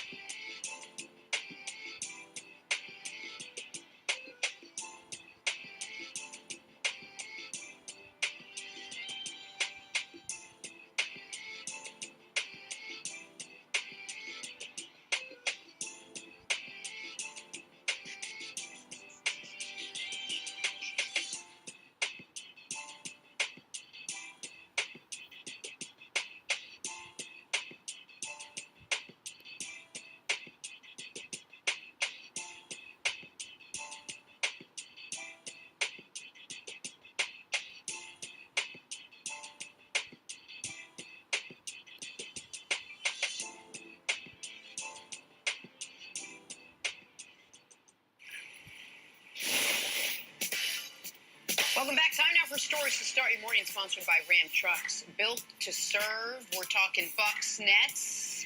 Series started on a sour note for Brooklyn. Less than 1 minute in, James Harden had to leave the game with right hamstring tightness.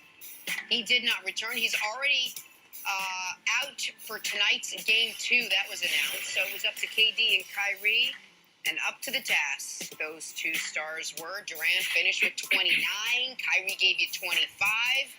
And they carried Brooklyn to a Game 1 win over Milwaukee. So, Brandon, was Game 1 proof the Nets don't even really need Harden to beat the Bucks in this series? Yeah, absolutely. They won the game. But we're talking about James Harden. I mean, James Harden been captivating us, the last, 5 years. I mean, just watching him play, it's just phenomenal, So missing a guy like that is definitely going to hurt. But at the end of the day, do they need him? Probably not. I mean, you still have Kyrie Irving, you have Kevin Durant, and then you got to fill in. And not a lot of people talked about him. I actually missed the opportunity to talk about him back in late April, when they signed Mike James. This is a guy that on the international scene is one of the best point guards to ever do it, especially the last couple years. So that they'll be fine. Defensively, we're seeing what they're doing there. The coaches are doing a great job making the right moves. So look, Brooklyn, the Nets are right where they need to be. all this talk about the Nets, I mean, it's done, Nick. I mean, get over it. You were there. You were live. You were in the building. You saw this team. Yeah. So there should be no more doubt left in your mind when you look at how they handled them in the first game. We're talking about Giannis and the Bucks. Now, Giannis, I mean, it looked like he could get anything he wanted when he wanted it. But at the end of the day, man, they're not strong enough. They don't have the team to beat Kyrie and Kevin Durant. Yeah, I think you're wrong. I think that Chris Middleton's not going to go 6 for 23 again, and I think the Bucks aren't going to have literally their worst three-point shooting performance in 3 years again. And I think that Wilds, I know we don't have a lot of time left, but tell me if I'm going to do an impression real quick. Tell me if you know who I am, okay? This is me. Just imagine I'm going to do this for 2.5 hours. Do you know who that is? I don't. That's good impression, but I don't know. That's Steve Nash after Harden went down. He was like, ooh, I'm not talking to anybody, and I think my plan is, hey, Kyrie, play the entire game. And KD, play almost the entire game. And let's just hope it works out, and Blake Griffin has the best game he's had in a couple of years. And it all worked out. That ain't going to float tonight. And playing Kyrie 45 minutes in a game where you sat him for the final 90 seconds, it was a blowout, given Kyrie's injury history and everything about it, that's one of the reasons he went 2 of 10 in the second half. There were a lot of things in that game one that, if I'm a Nets fan, I would be feeling better about down 0-1 with a healthy Harden and with a more of a common sense rotation than what I saw up 1-0 with Harden already ruled out for today, which tells me he might not be back for the series, and with Milwaukee having its worst three-point shooting performance in 3 years. So, yeah, I think the Nets were going to lose to the Bucks even if Harden were healthy. But Harden not being there, to me, makes the Bucks sizable favorites, Wilds. Yeah, wow. Brandon, don't you think Bucks fans should be far more optimistic going into this game than Nets fans? They're not going to shoot 20%. Harden is not there. Blake Griffin is not going to play like it's, 2008. So I feel like the Bucks are just going to come out and be like, oh, you know what? This is our series. They've lost a third of their team. And what you were used to refer to as like the engine that made it go. The idea that you're out here pontificating someone else's take that my team does not need superstar that is kind of injured. No. It sort of backfired on our friend. It was Nick. But I would bail out on that we don't even need Harden to win this series. Listen, before they even got James Harden, I picked the Nets, to come out the East. So I'm still going to double down on that. And I just, right. So I just want to make this clear. I heard you say that ain't going to fly, meaning tonight when we see them take the court, you're taking the Bucks. You're saying the Bucks are going to win. So I got that noted. Yes. All right, Nick, I have that noted right here. All right. Got it. Good to know. But just so you... Bro, you got to understand. Hold on, real quick. Just real quick, man, you got to understand, you got Kevin Durant and Kyrie Irving. This is their finals. Yes. Everybody else, it's a cakewalk. This is their finals. Okay, well, Philly's a pretty good team. But just for the record, they gave players up to get James Harden. So, it's not the same Nets team at the beginning of the year without Harden. They gave guys up. Those guys are gone. Now Harden's gone. We'll see what tonight looks like. I'll be there. See you tomorrow. No mercy, no mercy, no mercy. Let's go face to face. I embrace debate. I don't make mistakes. I just make my case. Drop mic when I'm done. One more can I say? Not bite to my tongue. I don't like the taste. I'm on in the moon and I own my cone and I'm always in the zone. Need a zone, out of zone, and then we could get it poppin'. Pick the topic if you want to skip it, Shannon, skip it, hoppin'. Took these sports and made it poppin'. All right, undisputed. Welcome to Undisputed. We are live from LA. I'm Jenny Taft here with Skip Bayless and Shannon Sharpe. Good morning. Good morning. I feel it. Today wearing a different version of Kawhi Leonard's by New Balance. These are called the Jolly Ranchers. These were sent to me as a gag gift by my friend Lil Wayne, who's, of course, a Laker fanatic, and they were intended to poke fun at Kawhi Leonard and to maybe even ridicule the Clippers who live in the basement at Staples Center. But today, the joke is on the Lakers because the Clippers somehow came back from the 0-2 down dead, while the Lakers simultaneously had a 2-1 lead over Phoenix, and they are on vacation while the Clippers are about to win the West and win the NBA. Thank you, Shannon Sharpe. You do know how TV works, right? Woo! They just saw you throw Kawhi shoes away the other day. Yes, These are my other ones. My gag gift, I still got them. I'm so good to go. We're not throwing them anytime soon. You are I wearing ain't never seen a bandwagon like this. Wow, you were excited about that. Okay, we have so much to talk about today, and it has a lot to do with those shoes. Skip's Clippers will not be joining the Lakers with an early playoff exit thanks to 28 points from Kawhi and 22 from Paul George. The Clippers also shot an impressive 24 for 24 from the free throw line in the 126-111 win over the Mavericks to complete their series comeback after being down 2-0 and then 3-2. So, Shannon, what is the biggest reason the Clippers came back and won the series? Well, Skip, the last two games, Kawhi Leonard was sensational. He was unbelievable. He was phenomenal. And we know in big moments like this, and when you must have it, your superstars must come to the forefront.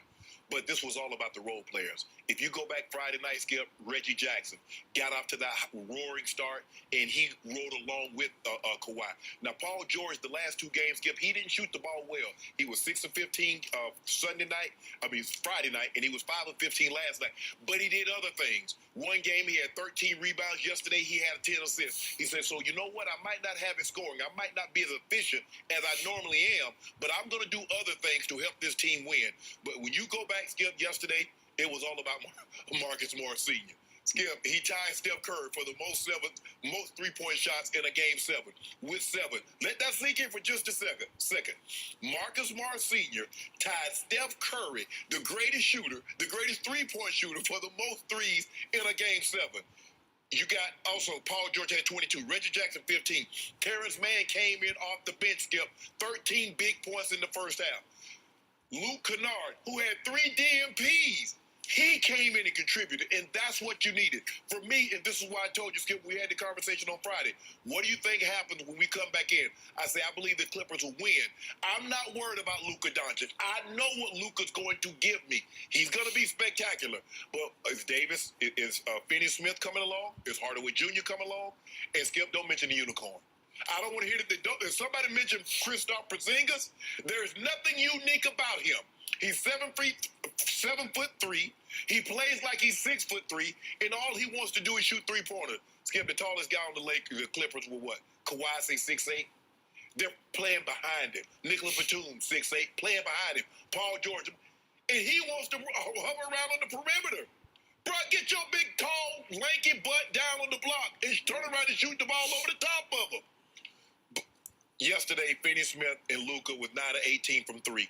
Everybody else not named Luka or Finney-Smith was 1 for 18. In a situation like this, Skip, we talk about this a lot in football because that's what we do. I say, what's the true measure of a team? Be good offense or defense? Can you do what you need to do when you have to do it? If you're the number 1 offense, when you need a first down, when you need a touchdown or field goal, can you go get it? If you're the number 1 defense, can you shut someone down? The Clippers went back. What were they all year long, Skip? The best free throw shooting team. Perfect. 24 for 24. What were they? 3-point. Highest 3-point percentage team. 20 of 43. That's how you won the ball. That's how they won the ball game. But Skip, Kawhi was unbelievable. Almost 1 rebound, 1 rebound short of a triple-double. But it was the role players. Marcus Morris, Nicolas Batum, Reggie Jackson, Terrence Mann, Luke Kennard. Those were the difference because Luka canceled out Paul George and Kawhi. Now he needed 1 or 2 guys to come along with him, and he didn't get it yesterday. But Luka was spectacular, but that's why the L.A. Clippers won, is because the role players came along with Kawhi. Okay, my turn. I was wrong about being wrong about the Clippers, but in the end, 2 wrongs somehow made a right because I was initially right about picking the Clippers to win not only this series, but I believe I'm going to be right about them winning the West and getting to the finals. I believe I'm going to be right about them winning the finals. What has Jeff Van Gundy said repeatedly on ABC? The Clippers are the most talented team in the West. That's what he says, in the West. I have told you all year, they're the deepest team in professional basketball. So all about the role players, blah, blah, blah, blah, blah. Yeah, they're deep. You were ridiculing Luke Kennard. Where is he? Makes whatever it is, $15 million. Yeah, well, guess what? He rose and shone yesterday. Yes. Did he not come up big in big moments when they really needed him to make a three here or there, make a defensive play, a stop, a steal? They are so deep, it's scary. They have not played DeMarcus Cousins a bit. I'm going to guess that he'll play more in the next series. Ibaka still has a bad back. I thought he was going to be a big contributing factor, and maybe he will be at some point in the next series or, if possible, the next series. But let me say that these Clippers are simply the most frustrating, maddening team I have ever picked or rooted for in my career. There's never been anything like what the Clippers did to me over the last couple of weeks when they took about 7 years off my life. I want everybody to understand just what a hole they were in. They lost the first two games at home. They were down 30-11 2 Friday nights ago at Dallas before a packed house at the end of COVID, a packed house. Seemed like nobody was wearing masks except the players and the coaches. And it featured the packed house, Dak Prescott in the first row and Michael Irvin up in one of the boxes. And it was madness in that arena in American Airlines. And if you're down 30-11 in a game 3, on the brink of devastation and elimination, because if they fall down 0-3, what's going to happen? They're not going to come back from that. And suddenly, the Mavericks are still making threes in the second half. The Mavericks that night made 23 pointers on that Friday night in the third game. Right. No team in the history of the NBA has ever made 23s and lost a home playoff game. Never happened before, and it happened that Friday night. And I will tell you the truth, I'm pretty good at analyzing box scores. I still can't make it compute in my head how somehow the Clippers won that game. But they did, and they came back in Game 4, and they pretty much blew the Mavericks off the floor. That was really the only blowout game. That was the blowout game. And then they came home, and you know what that did to me?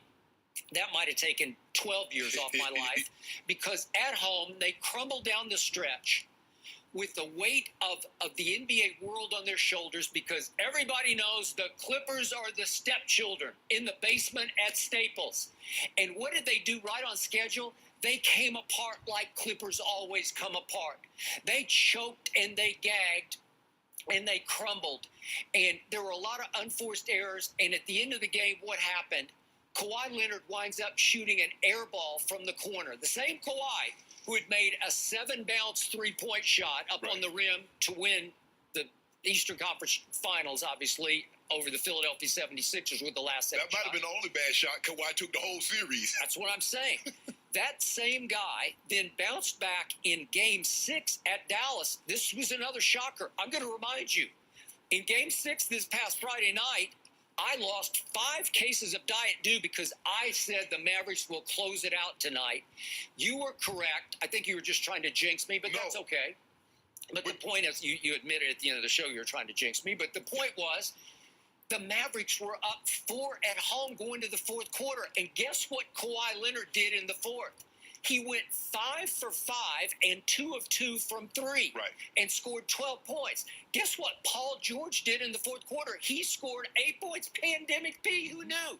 So your 2 big guns for the visiting team, the Clippers, scored 20 points in the fourth quarter, and they won the fourth quarter 31-20. They locked down and locked in and locked up on defense, and all of a sudden, right on schedule, Luka disappeared again. He had a couple of garbage baskets at the end, but in the clutch time moments, he was not there for his team. If you notice what Ty Lue did, Ty Lue blitzed Luka, got the ball out of his hand. So I'll live with anybody else making it. But for some reason, Rick Carlisle let Kawhi operate one-on-one. Why wouldn't you blitz him? Why wouldn't you double him to take the ball out of his hand and says, okay, Reggie Jackson, okay, Marcus Smart Sr., if someone else, you see he had it going, Skip, he couldn't miss. Couldn't miss. So let's go to Game 7. Again, weight of the world on the Clippers' shoulders because they had lost all 3 home games. I honestly, truly, from my heart of hearts, from the depths of my soul, I did not believe the Clippers would win yesterday because there are too many demons. They hadn't been able to sniff a win against the Mavericks in Staples. And remember, they have been all-time horrible in early afternoon starts on the weekend in Staples. You can go back several years and look at their record, but just how about this year? They were going into yesterday 1-3 in those noontime starts at Staples on a Saturday or a Sunday. Well, this out here in the Pacific time, as you know, was a 12:30 start. Usually they sleepwalk for a while, and you can argue they sleptwalked at the first of this game because the Maverick came right out hot. Luka's bombing threes, shooting them up into the rafters, rainbows that come completely out of the rafters. There's nothing up in the rafters for the Clippers, right? And then it comes straight down and swishes. He was swishing, bombing threes in the first half, and it looked like the Mavericks were about to take control, and then the Clippers had a little surge at the end of the half and went up 8. Right. And what did I tweet at halftime? You can look it up on my timeline. I predicted correctly that the 8-point lead would quickly turn into a 5-point Dallas lead. Check it out. And guess what happened? I nailed it. 8 points went to -5 points immediately in the third quarter. So Dallas is up 5 with, what was it, like 7 minutes left, I think, in the third quarter. And let me get my sheet out here. And then here came the Clippers. They go on a 30-6 run.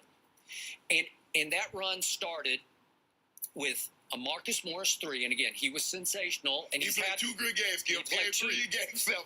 Okay. That's when he needed it. And that was off of Paul George's assist, and then Paul George got to the free throw line and made a couple of free throws. And then if we could see the Kawhi dunk with 5:43 left in the third quarter, this is the Kawhi dunk. This is when they seized the lead for good. Boom. That was huge because it really rocked the crowd right past Boban and right past your guy Porzingis. And it somehow sent everyone into a frenzy that they never relinquished. Right. So the point was, over that stretch of 30-6, that's 9 minutes and 33 seconds.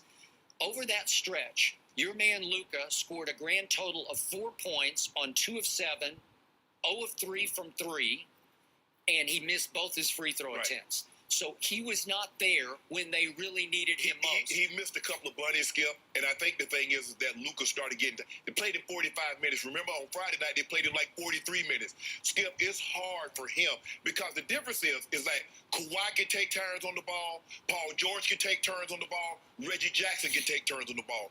Luka, Skip, for whatever reason, Jalen Brunson and Trey Burke did not play well in this series. They had been sensational all year. Jalen Brunson had some stretches in the first 2 games.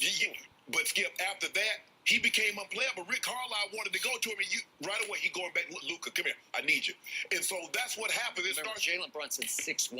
Yes. So he plays big, but he's little. But, Skip, they didn't need him to do – they just needed him to give Luka a break, to take off the – Skip, he's normally money from 3. He normally can get to the rim, finish either hand. But for whatever reason, Skip, these moments like this, now role players normally came up big. You look at the Clippers. They came up big. The Mavericks role players did not come up big in this series. Boban might have been the second best role player they had, and he barely plays in the regular season. I agree. Okay, so all season long, I sang the praises of my Clippers because I kept telling you, they're not just leading the NBA in free throw percentage, they are setting the all-time team free throw percentage record in the history of the league. They shot 84%. That's the greatest ever. And then, as you point out, yesterday, what do? They go 24 of 24 in Game 7. 100 is better than 84. 24 of 24 in Game 7. Yeah. Guess what? That was plus 13 over Dallas at the free throw line. Then what have I told you all year long? In percentage shooting, Utah's a great shooting three-point. This is going to be a three-point shootout. They're going to break some records in three-point shots. Okay. But the Clippers led the league in three-point percentage. Yes. And what did they do yesterday?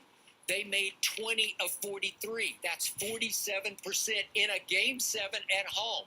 Want to talk about clutch? So they're plus 30 in that mark. They're plus 30. So free throws plus 3-point, they're plus 43. Well, you're probably going to win the game if you're plus 43, okay?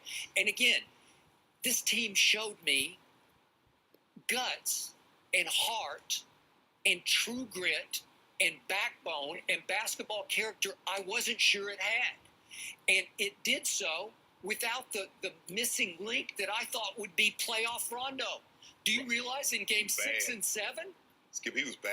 He played 10 minutes, and then he played 11 minutes. I'm sorry, 10 minutes and 9 minutes. 10 and 9 in game 6 and 7. And he was 0-4 in game 6. And yesterday he did make 1-3. But slowly but surely he fell out of the rotation. And you can't tell me that after the air ball that Kawhi shot at the end of the game, when they got into it, I'm not sure that didn't put Kawhi a little bit in Ty Lue's doghouse. Well, maybe Kawhi didn't like it, that he was getting shown up on the Rondo floor. in the doghouse. Yeah, put Rondo in the doghouse. That's what I'm saying. I think maybe the guy I thought would be their quarterback has lost his rotation spot to, of all players, Reggie Jackson. Reggie Jackson and Terrence Mann is off the bench before he is. So, Skip, if you watch the game Friday night and last night, Rondo didn't have the ball either. Late in the ball game, it was Kawhi. Kawhi ran the offense. Okay, but that's what, remember, the weight of the world was hanging on their shoulders because what had they done against Denver? They were up 3 games to 1, and they had leads of 19 and 14 and 12 in the 3 closeout games, and they lost all 3 of them because they did not have a quarterback. They had no true point guard who could organize them and set them up to win the game. But like you said, Kawhi against the zone, he just started playing off the elbow, hit me first in the middle, and then I'll kick it or I'll wheel on somebody. But Skip, if Kawhi had played like he played these last 3 games last year, it's a moot point. Denver's not advancing anywhere. Kawhi did not play like this, Skip. He did not play down the stretch. No. He could not miss in the fourth quarter of the last 2 ball games. Possessed. And if you go back and look at Nicholas Batum. I thought Nicholas Batum was Dominique Wilkins. Nicholas Batum was getting the ball wheeling and going and dunking on people. He tried to dunk on Boban. He did. That ain't Nicholas Batum game. Yeah. He became the glue of his team, and he can defend at a high level. He couldn't defend Luka. Only Kawhi could defend Luka. And I give Kawhi high marks because he sucked it up and reached down and played some defense. You've been accusing him he can't sit in the chair anymore. He sat in it just enough. Now, again, they were blitzing. Kawhi take it for like 5 or 6 possessions. Then Paul George would take him. Then Marcus Morris Sr. would take him. Then Terrence Mann would jump on him. Then Batum would jump on him. Rondo would jump on him. And he was like, he's constantly having to compute. Okay, how am I going to attack this guy? How am I going to? They didn't give him a steady diet of anything. And then when the rubber needed to meet the roll in the fourth quarter, they said, you know what? We're going to get this ball at your hands. Hardaway Jr., Finney Smith, Porzingis, Kleber, you other guys, let's see what you guys can do. All right, to finish on Reggie Jackson, he drives me crazy. He also drove the Clippers to a Game 7 win. Yeah. Because he averaged playing 30 minutes a game in this series. He is the starter and the finisher for this team. And every time I think of Reggie Jackson, I think of the greatest game he ever played. I don't know if you remember this. It was the 2014 playoffs when he was in Oklahoma City. Yeah. And they were at Memphis, and they were down 2 games to 1. So they're about to go down 3 games to 1 as Kevin Durant in this game at Memphis, it was the game 4, he shoots 5 of 21 and 1 of 7 from 3. Russell Westbrook shot 6 of 24 and 1 of 6 from 3. So they combined to go 11 of 45 and 2 of 13 from 3. Meanwhile, Reggie Jackson came off the bench to score 32 points and get them home in overtime when he scored 8 of their 12 points. He is a big-time shooter and scorer. You have to live with it. You have to live with it because he's going to take some bad shots and miss some bad shots. Remember, Skip, they wanted to re-sign Reggie, but Reggie wanted to go be his own guy. He did. He could say, I can't be this with Russ here. So Detroit. He ends up going to Detroit. It was a little bad blood because, Reggie, like, y'all do y'all thing over here. I need to get over here and do my own thing. He is, Skip. He's a scorer. You have to take the good with the bad. But if he gets hot like he did Friday night, because he kept him in it. He did. He kept him in the ball game. Because nobody else had it really going, and he was after 3 after 3 after 3. And yesterday, Skip, these role players. Hey, with 1:45 left. Dallas cut it to 7, and I thought, here they go again. And what happened at that moment, if we could see it? Reggie happened. He did. And I said, no, don't, please don't. Swish. And I said, thank you, Reggie Jackson. I immediately tweeted, thank you, and thank you, Marcus Morris, because they both can go a little cold, but they also have guts to take big shots and make big shots. I mean, Marcus Morris yesterday was 7 of 9 from 3, Skip.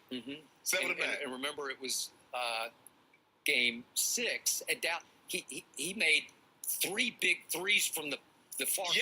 Yeah. The Friday night game. Yes, absolutely. Yes. Because, listen, that man's got some playoff guts in him. So, again, deep, talented, and finally, they actually lived up to what I think they could be. You saw on full display yesterday a team that is highly capable of winning it all. Right. I think they are. And this helps a lot because being in this situation, Skip, it lets you know you can overcome adversity. But Utah's a different beast because they got a guy that can make plays. Now, for me, Donovan Mitchell is not the caliber player that Luka is, but his surrounding players are better than what Luka possessed. But Donovan can shoot it. Ingles can shoot it. We got Jordan Clarkson. He's only the 6th man of the year. Yeah, Jordan Clarkson coming off the bench. Ingles was runner-up to Jordan Clarkson. And so O'Neal can play defense. He can make the threes. And then you got the big stifle tower. Now, you think he's more active than Boban. You're not getting anything in the lane cheap. No, I think we're going to see more Zubats in this game. Yeah, it'll be more man-on-man, mano a mano. Right, and we forgot now, we don't see how his hamstring is holding up with Mike Conley Jr. Yep. He's made for these moments. Here's a guy that can run the point, that can make big shots, can get to the lane, can finish with either hand. This is going to be a very interesting series. I'm anxious to see how this thing plays out. I got Clippers in 6 over the Utah Jazz. You have? It's a long. You know what, Skip? I think I'm going to go Utah in 7. Okay. Good. I'm going to go Utah in 7. Good. I like it. That makes me feel better. Shannon, Utah in 7.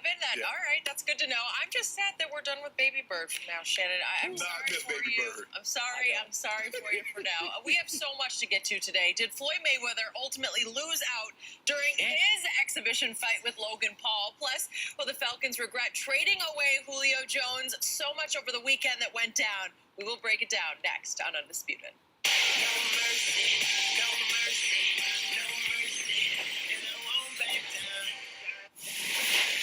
Each team is going to build something to explode epically. The competition blows up. Explain it to me with no words. Lego Masters, all new tomorrow on Fox. The WWE Thunderdome, how will Rey Mysterio respond after Roman Reigns vicious attack on his son Dominic? Has the head of the table finally gone too far? Not like this, bro. It's an all-new Friday Night SmackDown live at 8 Eastern, 7 Central on Fox. Excitement is building for the Girl Scout Thin Mints Blizzard exclusively at DQ. It's an iconic combo of pieces of Thin Mints cookies, Cool Mint, and world-famous DQ vanilla soft serve. Every bite is a sweet feat of ingenuity. Get it delivered at DQ.com. America, it's always been the dream to get a job where you can rock a real boss suit. A tracksuit. Woo! Now that's flavor. Just like Smirnoff's Red, White, and Berry Seltzer. We should crack one of these open. Flavors on 100, sugars on 0. Cracked windshield. Take one. You say I got a crack in my windshield. Lisa, maybe less heartbroken. Geico lets you file a claim online, over the phone, or with their app. That makes me want to say, stay. Are you crying? There's pollen. Geico, great service without all the drama. Ace now offers free assembly and delivery, so it's never been easier to get a great grill for your family, like a Traeger wood pellet grill, Weber gas grill, or Big Green Egg charcoal grill, only at your neighborhood Ace. Ace is the place with the helpful hardware, folks. Romulus, your city will be finished in just one day. Finished? My Colosseum, they'll never finish it today. Unfortunately, we ran out of Red Bull. Huh, so that's why Rome wasn't built in a day. Good morning. More treatment. We're going to try something different today. Oh, so pretty. Dogs bring out the good in us. Pedigree brings out the good in them.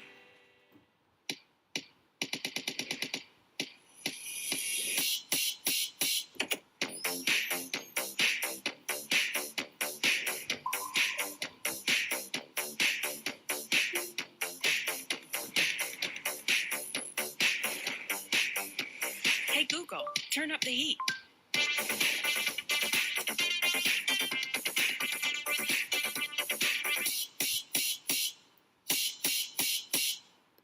This is pasteurized processed cheese food. It's only required to contain 51% cheese. This is a Sargento slice. It's the one that makes mouths water. That's 100% real natural cheese. Frankly, nothing else compares. Sargento. We're real cheese people. If you're 55 and up, T-Mobile has plans built just for you. Switch today and get 2 lines of unlimited and 2 free smartphones. Plus, you'll now get Netflix on us. All this for up to 50% off versus Verizon. It's all included. 2 lines of unlimited for only $70. And this rate is fixed. You'll pay exactly $70 total. This month and every month. Only at T-Mobile. The new total support pouch from Hanes can help you achieve balance. Vista mesh panels for perfect separation and support. Secure, separated, supported.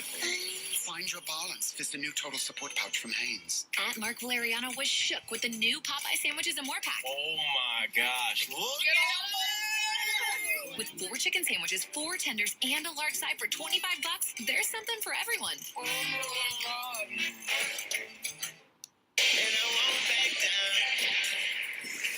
The Floyd Mayweather and Logan Paul fight ended up going the distance, all 8 rounds, with no knockdowns from either fighter.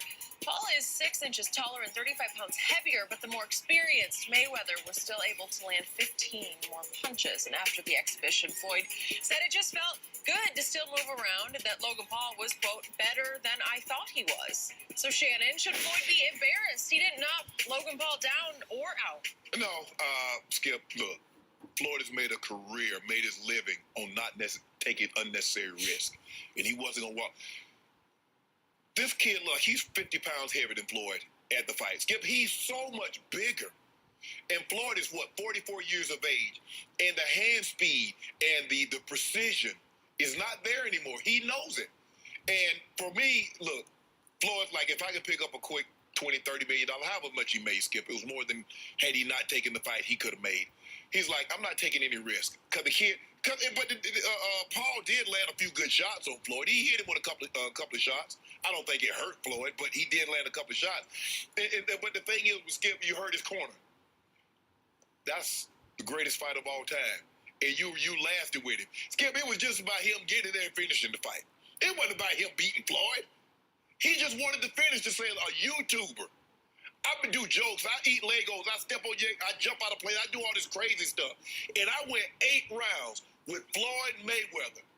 I've done something that a lot of boxers can't say they did. And they're trained in this. And I did it.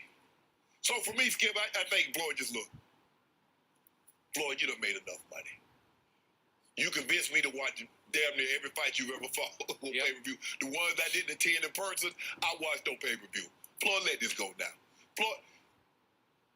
Floyd wasn't in shape to fight. Now, he wasn't in Skip Floyd. Floyd is a naturally small man. He only weighed 155. Floyd's only going to walk around at 155. That's why he can fight his whole career at 147. Skip, all he's taking, you go to camp for 8 weeks, you're going to drop 8 pounds easy. So that's why he was never tasked to like, oh, man, he barely made weight. Because he's a naturally small man. He's a naturally 50-poundish man. Well, he only fought once at 154, and he didn't even make that. He fought at like 150. So for me, it wasn't entertaining. It was just a bunch of hugging and holding on. Floyd was not going to take the risk to put himself in harm's way the way he would need to knock Jake Paul out. I think Jake or Logan. Logan Paul. He's lucky it wasn't Jake Paul, or he might have been in trouble. Yes. Jake was a lot during the whole thing. Yeah. But Skip, Logan Paul was so much bigger than Floyd. Floyd has never fought a man that much bigger than he is. So now all of a sudden you got to punch up instead of just punch, even, kill. But I was disappointed because I thought I would, even if he didn't knock him out, I thought he'd get a lot more shots than what he did on him. But I thought the kid did pretty well for himself. He did pretty well for himself. Even though this did not count on Floyd's record, obviously, it's 50-0. Yeah.